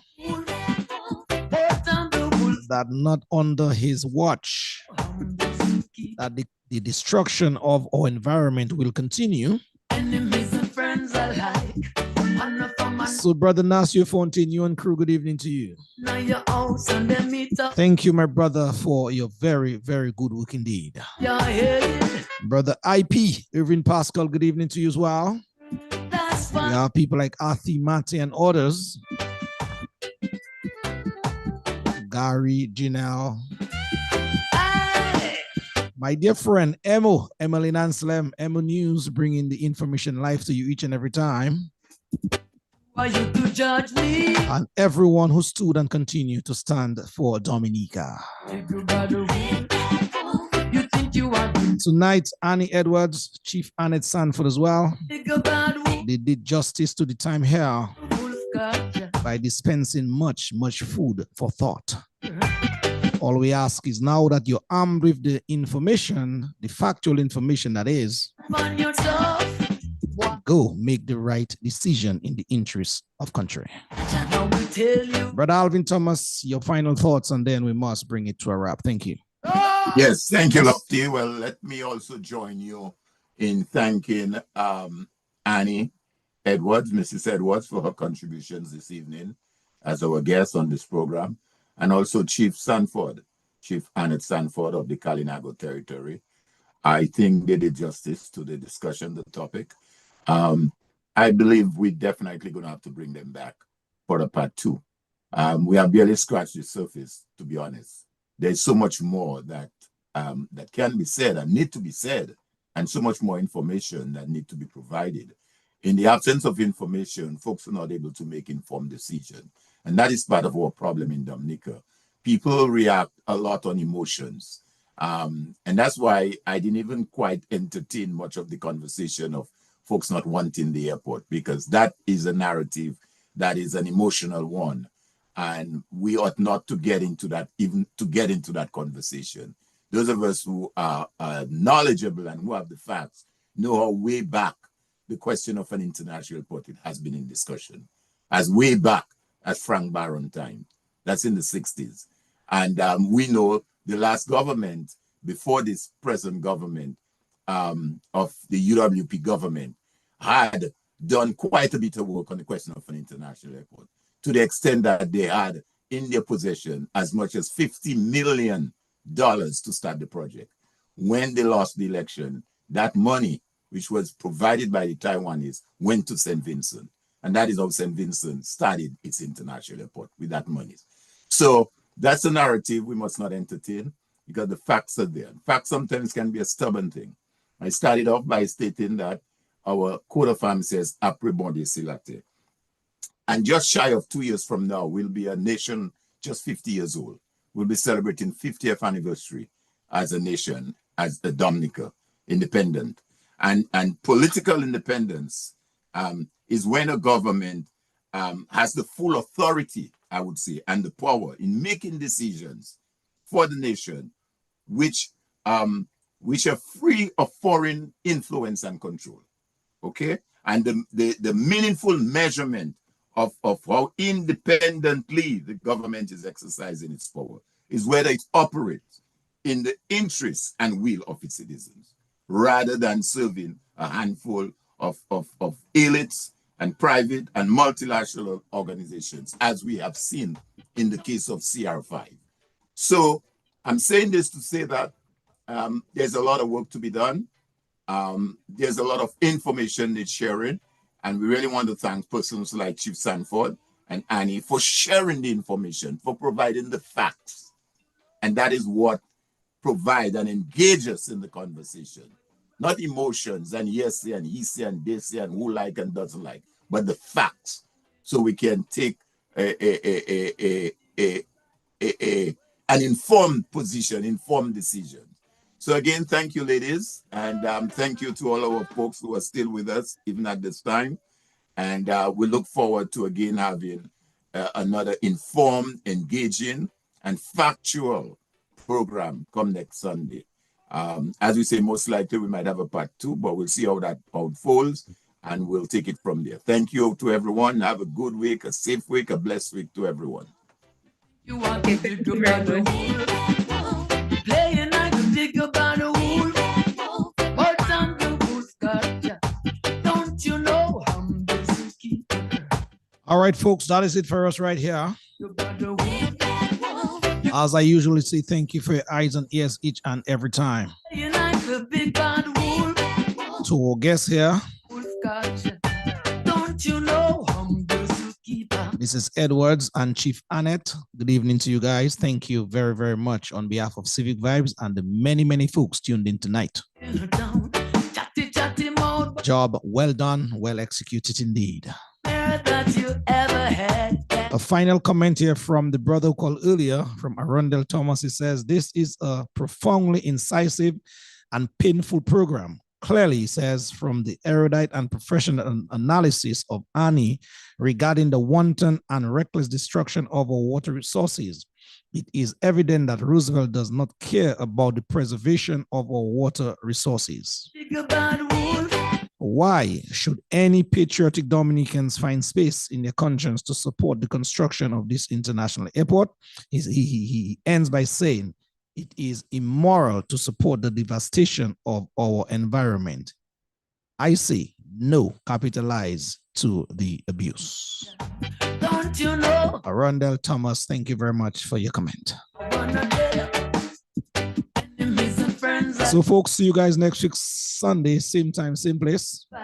If the good Lord above is willing, yours truly, Loftus Jira, on behalf of Civic Vibes team, Alvin and myself, we're signing off. Bye-bye. We love you. That's what they'll do, yeah. That's what they'll do.